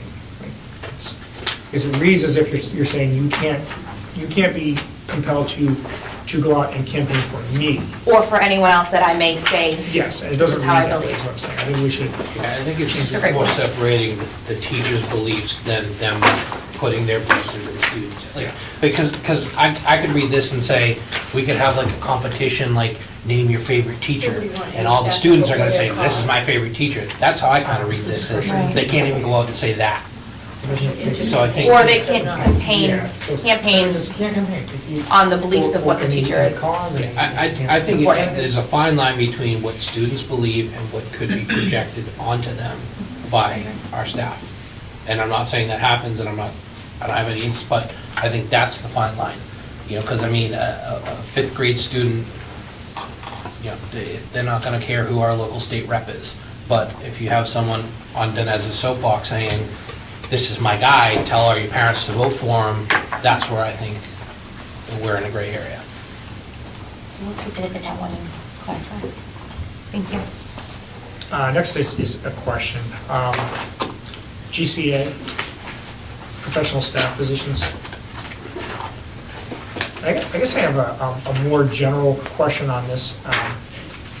And please, nobody take this the wrong way, but when we're referring to professional staff positions, whom exactly are we speaking about?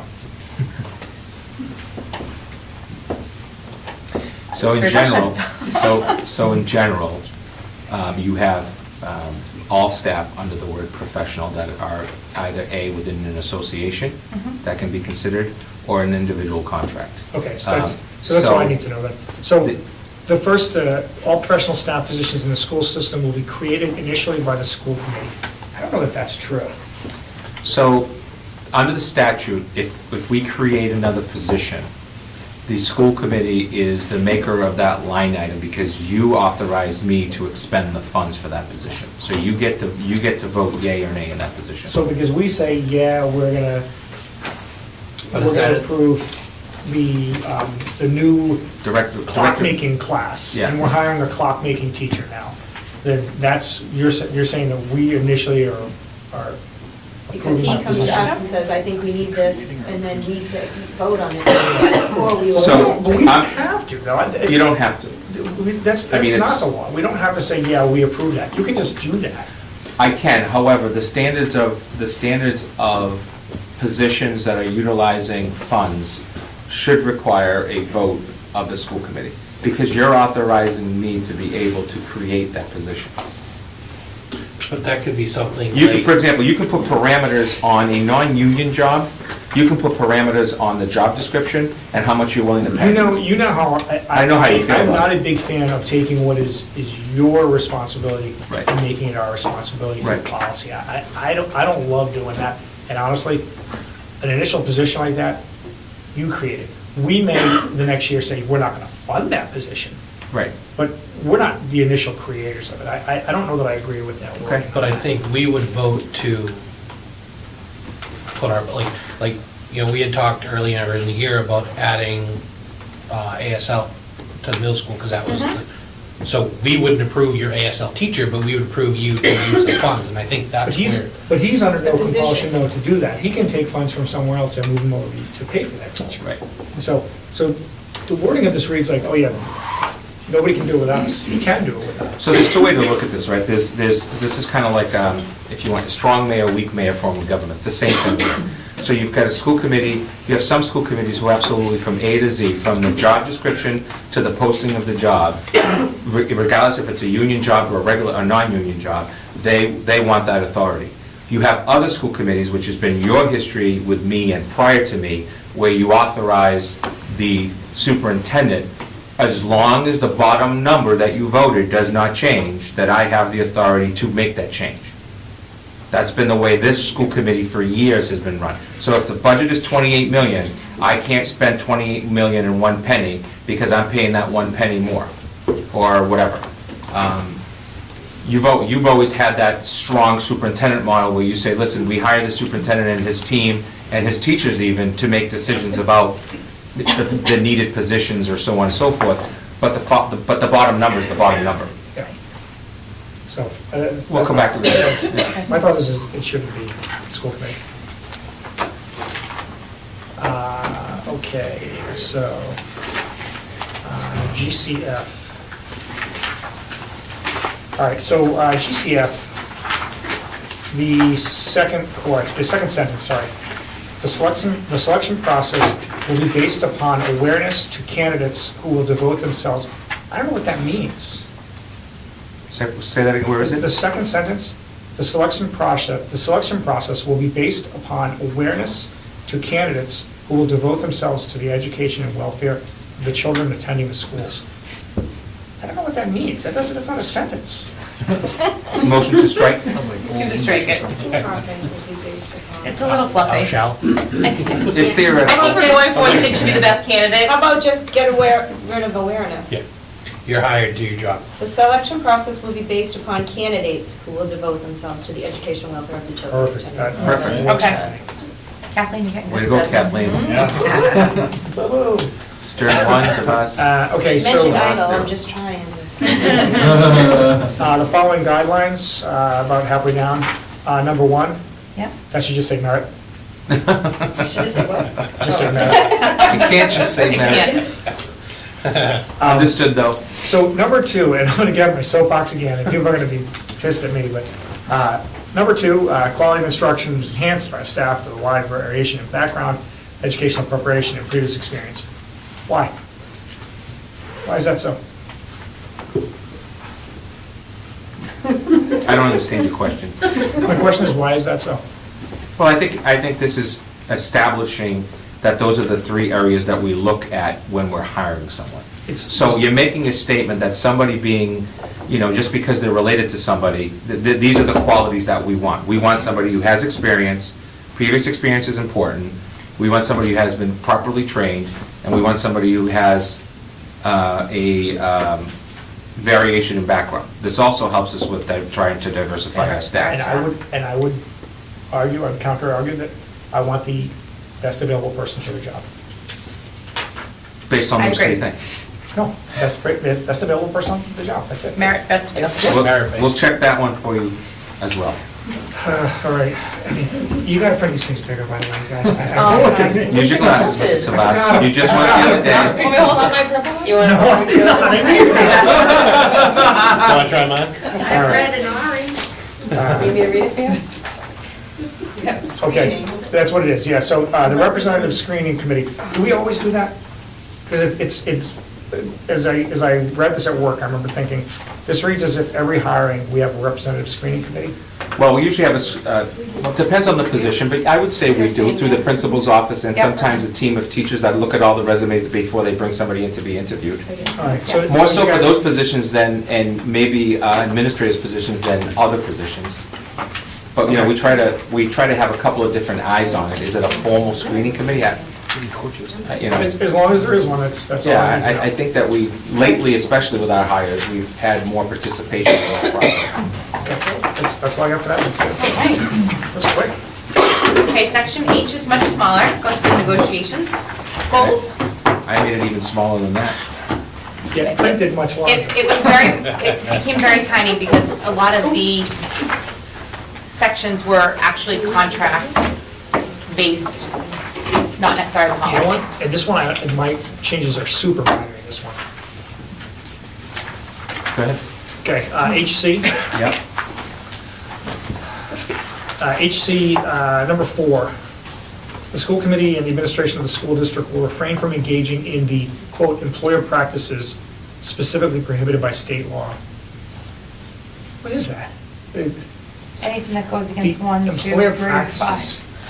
How about, we don't break state law? I mean, that doesn't even need to be in there. We can strike that whole thing. In practice, just. I'll check to see if Just the say legal forest, reference yeah. from. Yeah, let's double check that Take one. employer and then code out. Engaging in practices specifically prohibited by state law. Okay. I'm okay with that, too. Okay, good. Prohibited by state law? I would hope it wouldn't. Or we're it going to wouldn't use be word needed. employer. Get rid of the Kathleen is employer. getting Get so rid good of at the I this. don't know why it's needed. Okay. Number 5, second line, fourth word should be face, not race. In the face. Good catch. We know he's reading. And next page, HD. Number 1, the second paragraph, first line, after employees, you have a slash, it should be a comma. Yep. Okay, that's easy. And my last one, it's my last comment, and then we're done. And this is more of a kind of a question. So number 3, in the event that any part of the provision of any such agreement is conflict with any law, ordinance, or bylaw, such law, ordinance, or bylaw shall prevail. 2 things. A, it seems overly general to me, and B, I'm not sure that we want bylaws necessarily to supersede our collective bargaining process. Well, because it's law, ordinance, or bylaw. Yeah, the town has bylaws, so I don't want the town's bylaws to supersede our collective bargaining process. I think we have should our own individual strike bylaws. bylaw. No, but you know what? There are some bylaws on the town side to collective bargaining. For Right. example, the Board of Selectmen has the right to appoint one of them or a representative of them for every negotiations that you have. Oh, then I definitely want to strike. It's by statute. It's the only thing in collective bargaining that the town side has not over the school committee, but with the school committee. So, for example, when you go negotiate with the teachers' union or the any of our unions, they have the right to appoint a selectman to that negotiation. Okay. Is that requested by the union, or is it? No, that's requested by the Board of Selectmen. Do we have a reciprocal right? No. And it's hardly ever done. The reason why it's done is because communities that have an HR coordinator that oversees both the town and the schools, that is usually the person that is representative of the Board of Selectmen to those. Okay. All right, so we can't get rid of them. So it's on. Correct. You cannot get rid of it. All right. That's all I got. Any other questions? That's quick, right? That was Not good. bad, not too shabby. Getting better every day. It's all right, that was the first read. Thank you. We'll come back with the second read and then a brand new section for everybody. Printing bigger. All right, What's you? What's you? I'm trying to save on ink. No, you're messing with me. Ink, paper. All right, the next thing we have is, Dr. Byetta, just to clarify our school points of a recent article/meeting issue. Yeah, so as you know, there was some commentary at the joint meeting as it pertains to the request to look at closing a school. And that led to, some significant communication in terms of not only staff, but parents about what does this mean, and so on and so forth. So I just wanted to, and I know it's been corrected, that it's a way for the board to look at options that the town has in order for them to resolve a long-standing issue of the town hall and/or, and I'm going to say and/or because I don't know, the senior center. I'm not sure if those two issues are together again. They were, then they were taken away. I don't know if they're back again. But I did receive communication from Mr. Kimball that in fact, at this time, this is off the table for a continued discussion that going forward, they're looking at other options. And I think it's really important that, we continue to look at our numbers as we're supposed to and crunch the numbers to what it means. If you want to spike those class sizes well into the upper 20s and 30s, then you can go ahead and close a school. I still have some significant concerns, as you know, about transportation and special education costs with space. But it seems to me that and I'm based upon the email that I've received, that Mr. Kimball on behalf of the board is saying that they're looking at other options to be able to consider the next steps going forward. I also think it's really important for us to look at whatever our numbers will be in the next few years, that the size of the buildings between the JCS, the Hay, and the LGN become very, very important to us. Mm-hmm. Right? So the idea of a small school, in this case it's the LGN, being the one that's kept open in return for closing the Yale, is not really a discussion we can have, because it's so much bigger and gives us so much more flexibility, regardless if we had the REITs program or even just our special education program. So I think we've moved on from that discussion. I think it was an unfortunate discussion from the perspective that it became what we talked about instead of what we should be talking about, which is the FY19 budget, which I'll be talking to you in a few minutes about.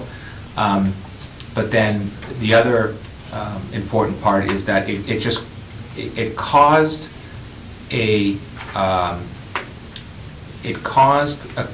communication issue that I think should be handled differently, which is what I responded to in the CC'd email that I provided to you, which is, that at this time I can't offer the closing of a building. We said that a year and a half ago, actually a year ago in February. Not at this time, which was my way of saying we will continue to look at it. But this idea that we just take a bunch of kids and we throw them into a school is not the way this side of town works. We just can't do that in this day and age. So it seems to me as if though everybody's moving on from that discussion and we're going on to the next bigger discussion right now, which I think is the town budget.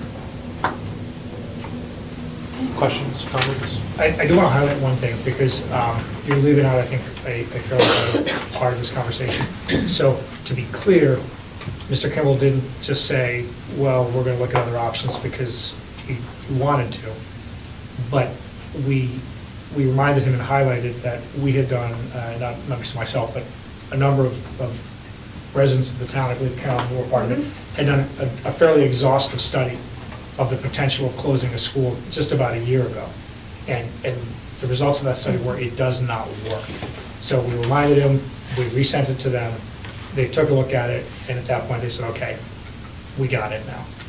So I want to be clear, it's not just simply a change of direction on their part, as much as it is that option does not work. Okay. Now going on to the other category. I do have a number of options in front of you. I would like, first of all, as you know, I have received formally Ted Curley's resignation as our athletic director.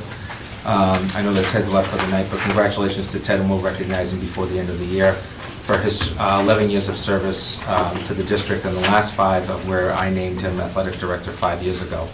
And he's going through a great program, so good for him to go to a place of high academics and athletic participation, of which we believe we're one of the best rounds around as well. So what I placed before you earlier tonight is through working with our high school principal, I am recommending that we post on School Spring the Director of Athletics position by this Friday, that we review through a screening committee, interesting that we're having that discussion, Tuesday the 24th of April at 3 in the afternoon. That means we would close it at 3 in the afternoon that day. Is it going to be representative screening? Yes, representative screening committee. I'll tell you who they are in a minute.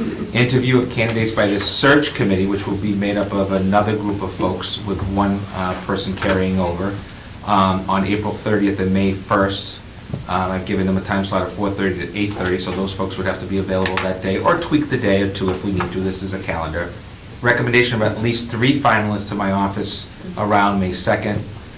Interview by my office, meaning me. I'll probably include Jen in this as well, of one-to-one with the candidates, and a site visit to the school. And thanks to Karen for reminding me, the week of the 14th. At that point, we would add our student athletes participating in the process. So they would be involved with the 3 finalists. So I want you to add that as well, where we would give them a room to speak to the candidates and then give us some written feedback. Principals interview the finalists. That would be Ms. Lafayette and Mr. Hayward, since it's a 6 to 12 athletic program currently. And I would be doing the reference checks at that point separately, and then come to contract agreement. And my goal is to have a finalist at the May 21st school committee meeting introduced to you. The screening committee would consist of the high school principal, Ms. Lafayette, the high school assistant principal, and the assistant superintendent. That's a screening committee based upon the job requirements. Of course, we always try to keep it as open as we can to see if we can find that right candidate. And then the search committee would consist of the following. Ms. Lafayette, as the principal of the high school, would chair the committee. Mr. Hayward, the middle school principal. Mr. Lazat, the director of facilities. Mr. Lynch, the school business manager. 1 Norton High School faculty member, non-coach, appointed by the principal, since this person would be involved, as well as a Norton Middle School faculty member who's a non-coach, appointed by Principal Hayward. 1 school committee member. 2 Norton High School parents of athletes appointed by my office. I would prefer 1 male sport and 1 female sport. And 1 Norton Middle School parent of an athlete appointed by my office. 3 varsity head coaches appointed by the high school principal, preferably at least 1 male, 1 female, and then the third is up to her. And then 1 Norton Middle School head coach appointed by the middle school. So it's a pretty balanced group of not only people in the classroom that might have some say about the caliber of what they want to see, but also an opportunity for parents and other folks. And again, the athletes would be involved. This would be predominantly high school.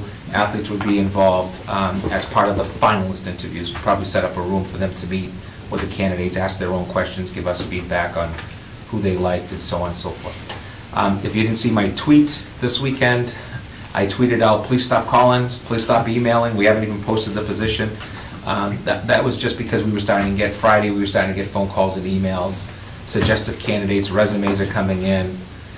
So definitely the program has a reputation that's positive within and outside of this community, but I also think outside of the overall league and general area. So I think we're going to have plenty of applicants and probably have to really look at and really screen out who would be the best folks for this. And we do need 1 person from you. I don't need it today, but next meeting, if you guys want to do your own talking to figure out who would be the best person to sit on that.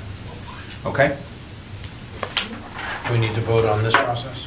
Or no? You don't have to vote on it, no. Any questions? Okay. The next one is just to let you know that Mike Units and I spoke on Friday and again this morning.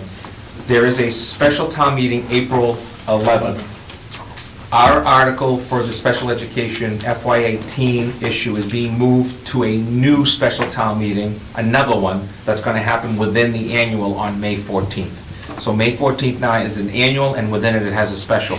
And that's actually really good news, because that allows for us to get an answer from the state about circuit breaker and an answer from the extraordinary relief, and also work on what that final number is actually going to be. Okay?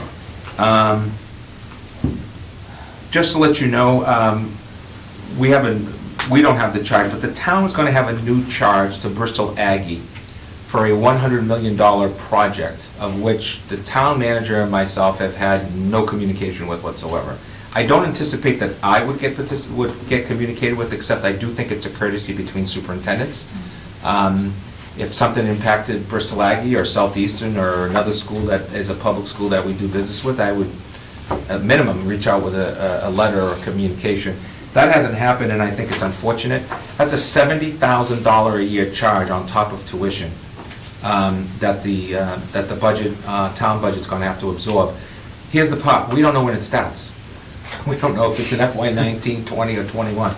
So they're in the process. What I do think it speaks to is they have a board of trustees. I don't know who the Norton representative is on that. Heard of one.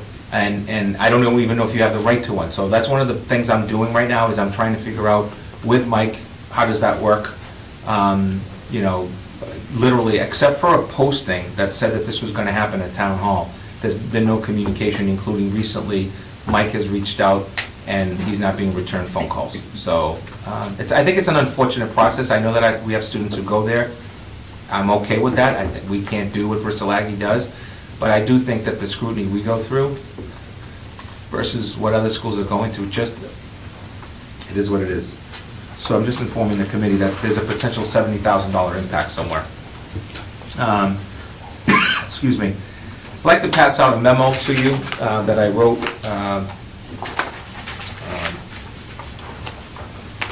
And I'm going to enter it into the record for you to discuss at the next meeting.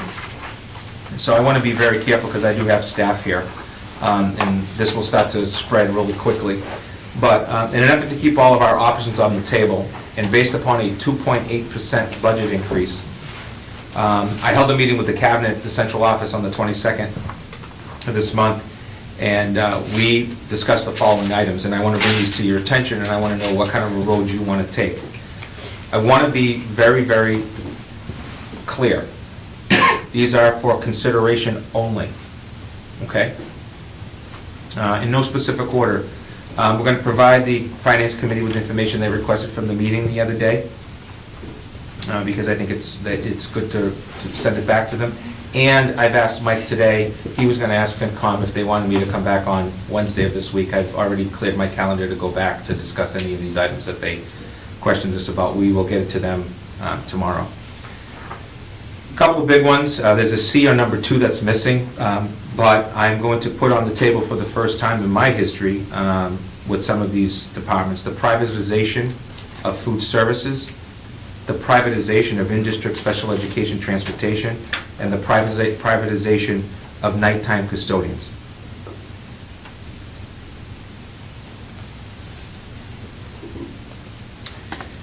I'm going to request a consideration of the use of facilities charge for the custodial, plus an actual fee for the building, which hits our organizations. I'm going to ask you to consider the elimination of 7 to 12 busing. That's a big one. I'm going to ask you to consider an early retirement incentive for all employees. There's an impact to Town Hall on that as well, both positive and negative. Healthcare in particular, salaries can be a positive, as well as long-term retirement. Consider the elimination of the Title I operational funds. Currently, where it's about a 50-50 split or so. What this would mean is that those staff members would only be funded by the Title I and not the operational other 50%. So that would cut direct programs to kids. Consider the review of the seniority list and cuts to staffing, including placing staffing on part-time basis, thereby eliminating healthcare costs to the town, thereby alleviating the budget. And then lastly, considering a full 2019, so it would have to take place after July 1st, full service audit in special education. That will have a cost probably in the vicinity of $20,000 to $40,000. That's a service audit. None of these are something I want to say. I've sat across from, negotiated with folks and said it's not something I would ever want to do. But we are getting $764,389 or 2.8% as of my discussions with Mike on Friday. That's the number.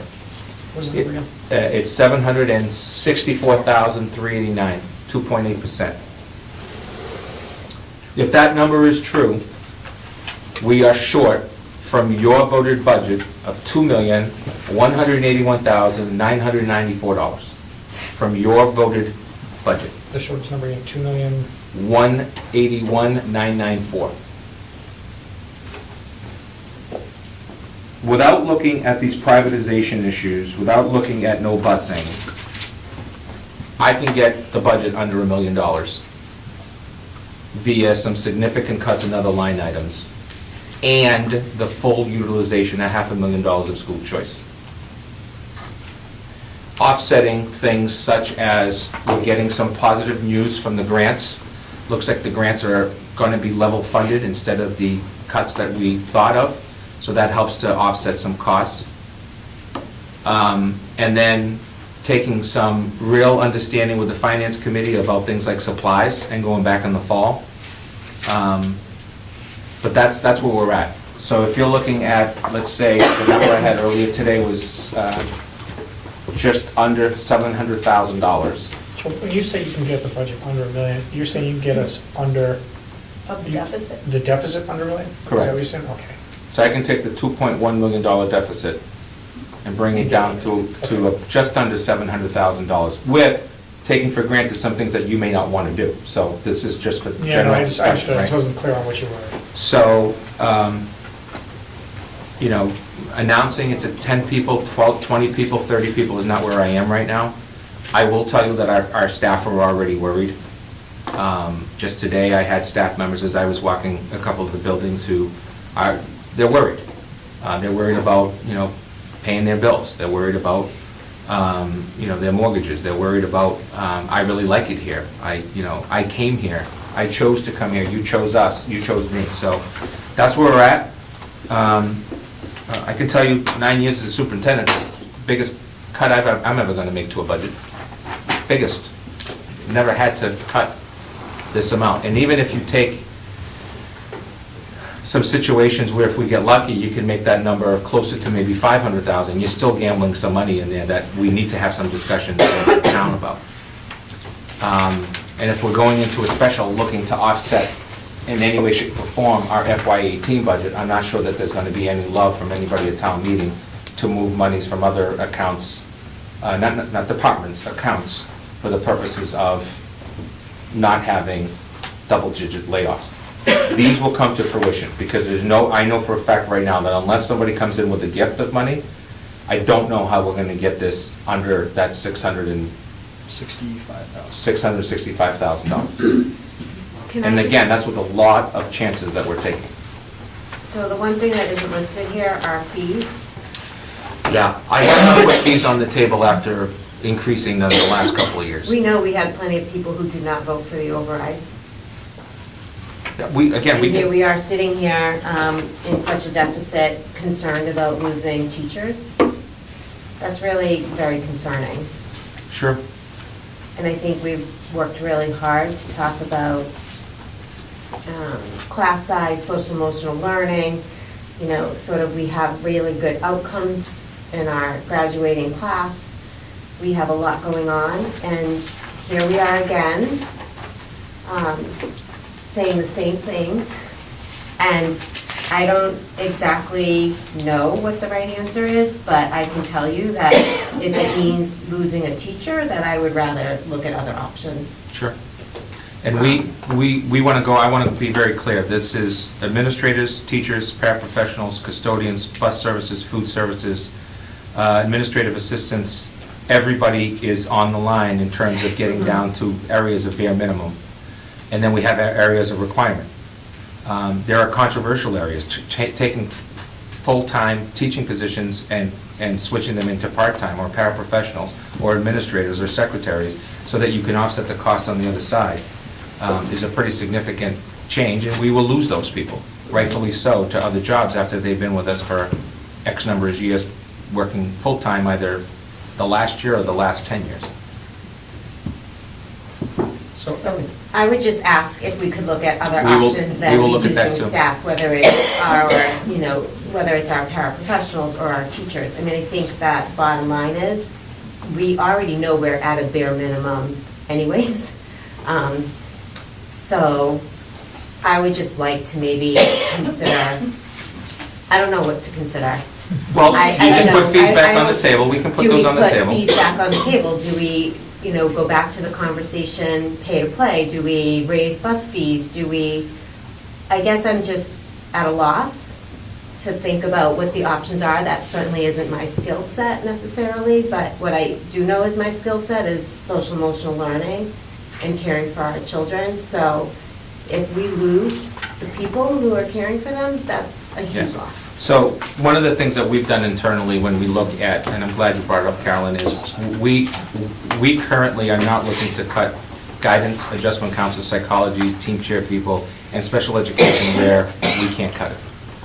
I'm not taking a adjustment counselor at the JCS and cutting that position back to 75% or something. We just can't do that with the issues that we're dealing with. I can't just cut a program at the high school that we just started that has its blips of how effectively it's working, but it's better than anything we've had before in terms of trying to support kids.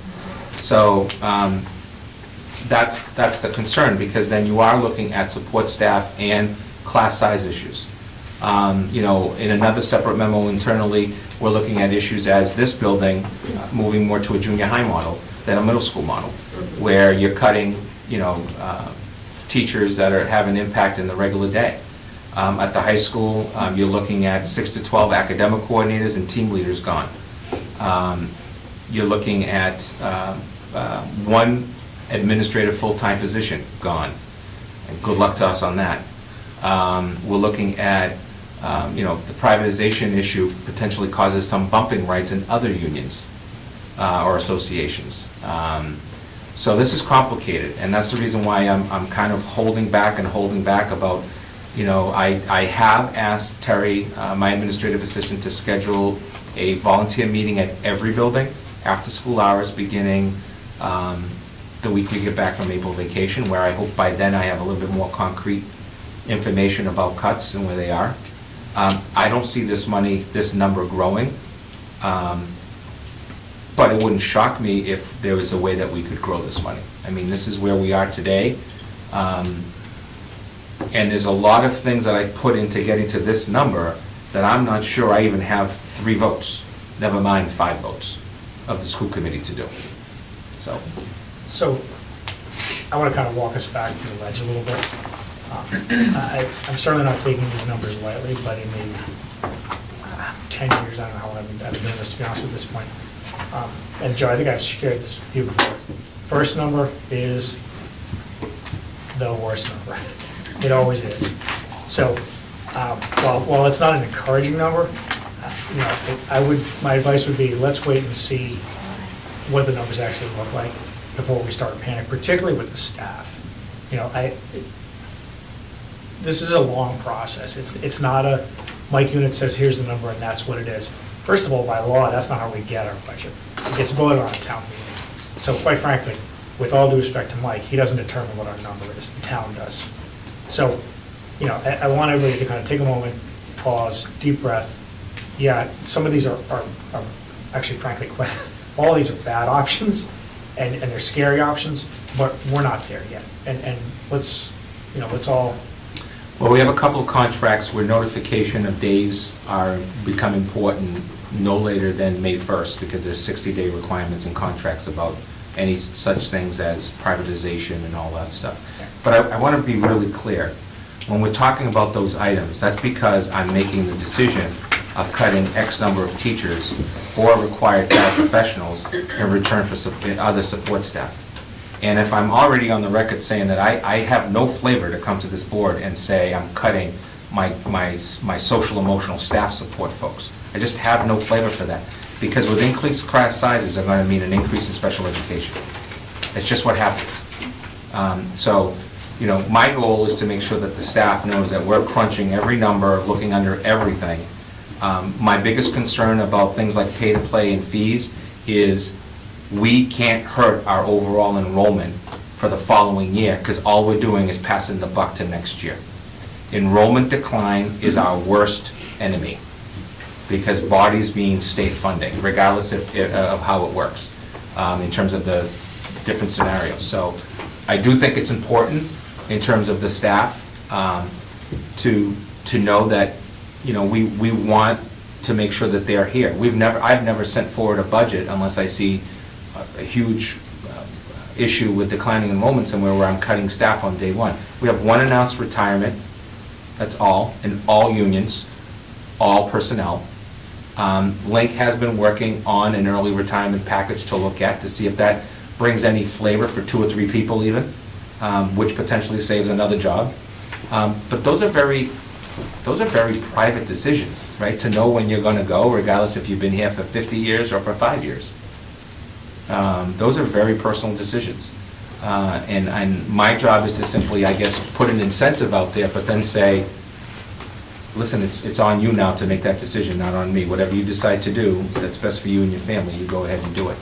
Yeah. So can I just, 2 things. Is it possible to get some numbers on what this would, so consider elimination of 7 to 12 busing?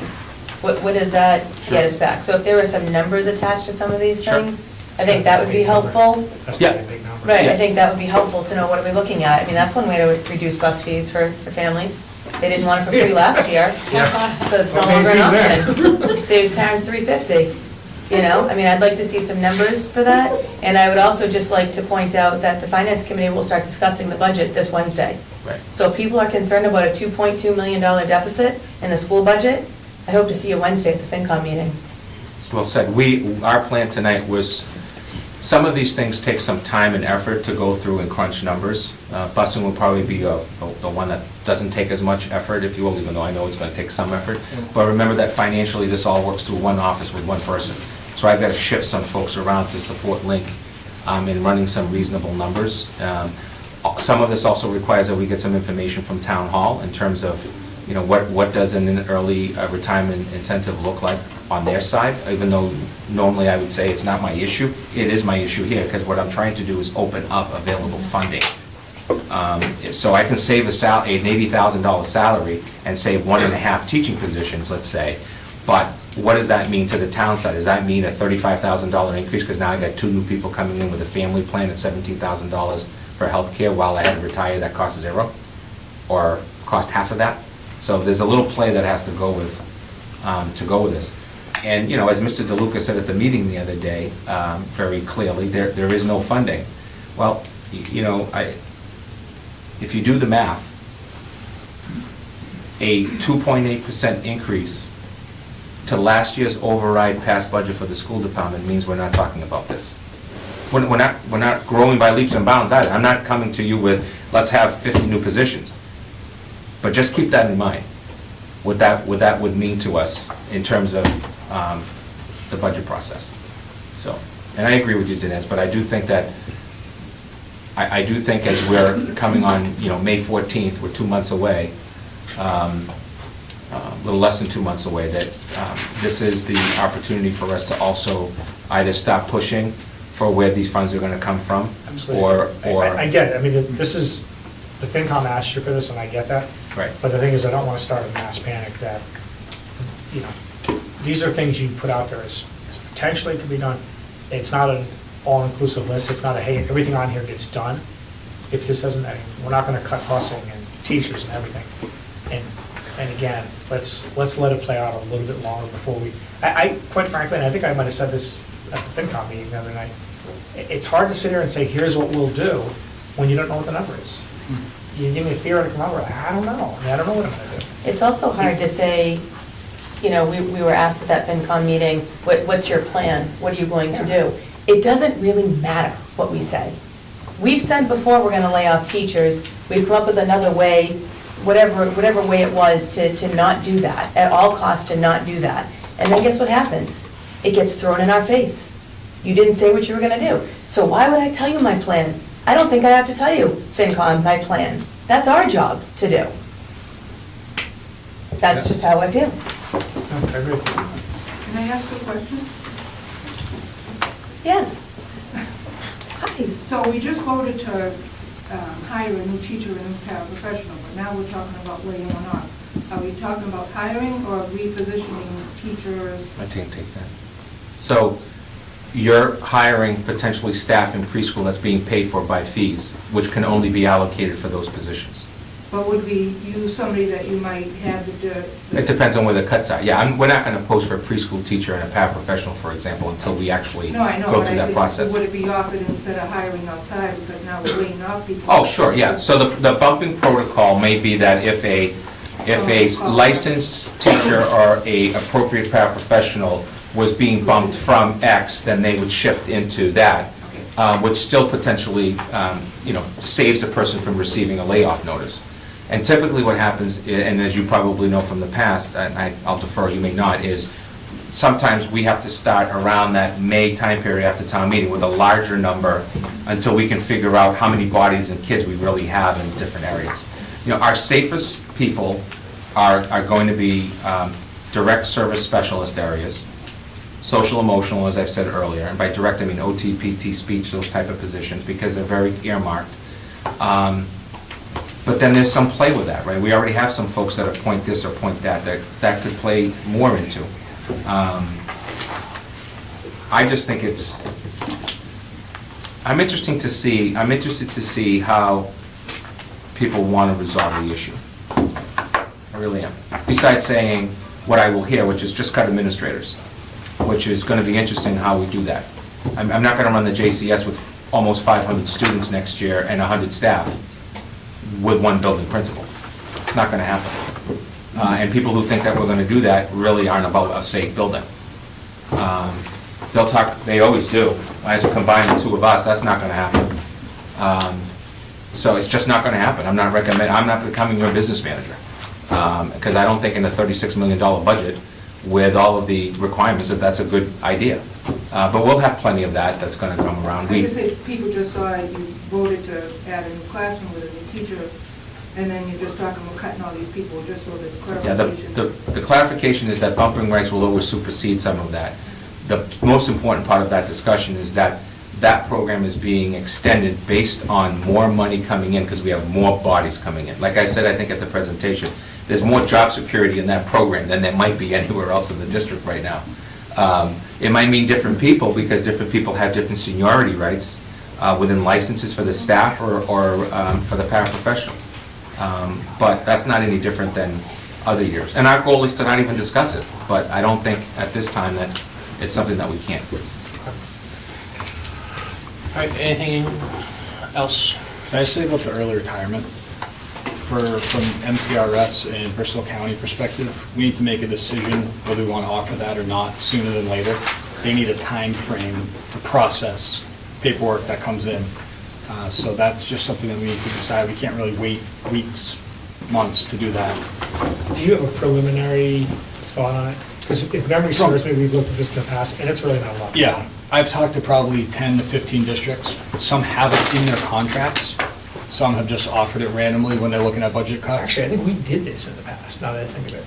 Yeah. We did this at one point. Yeah. We did do it with Dr. Ramsey. Yeah, it wasn't. And how many staff? Not much. Because I'm hearing 1, 2, 0, and it's not, that's a lot of work. It's really, if you think about,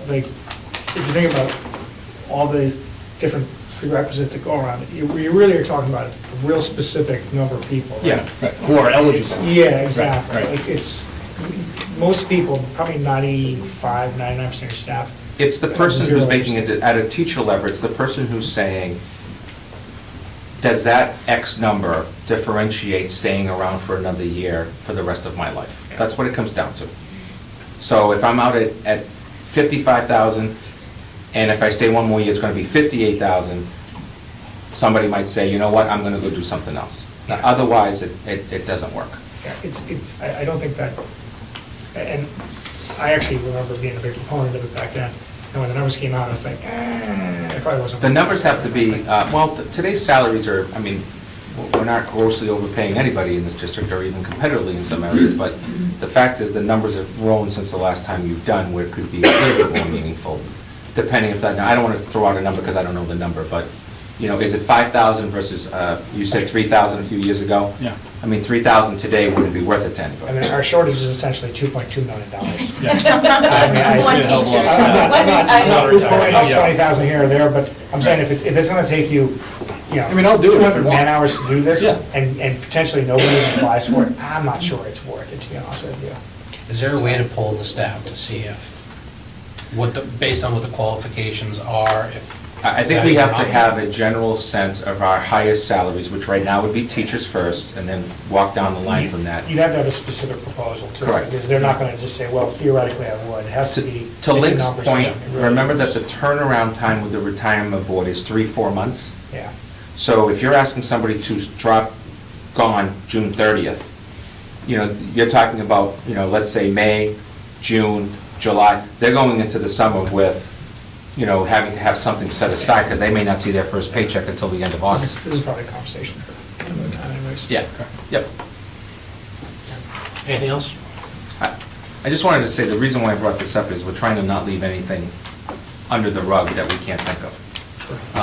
That's the biggest issue of bringing this to you, because we just don't have all the bodies in place to just come up with something from one day to the next. We just don't. So. Anything else from the committee? Anything else? Okay, motion to adjourn? So we. Second. All those in favor? Aye. All right, thank you, everybody. Have a nice night.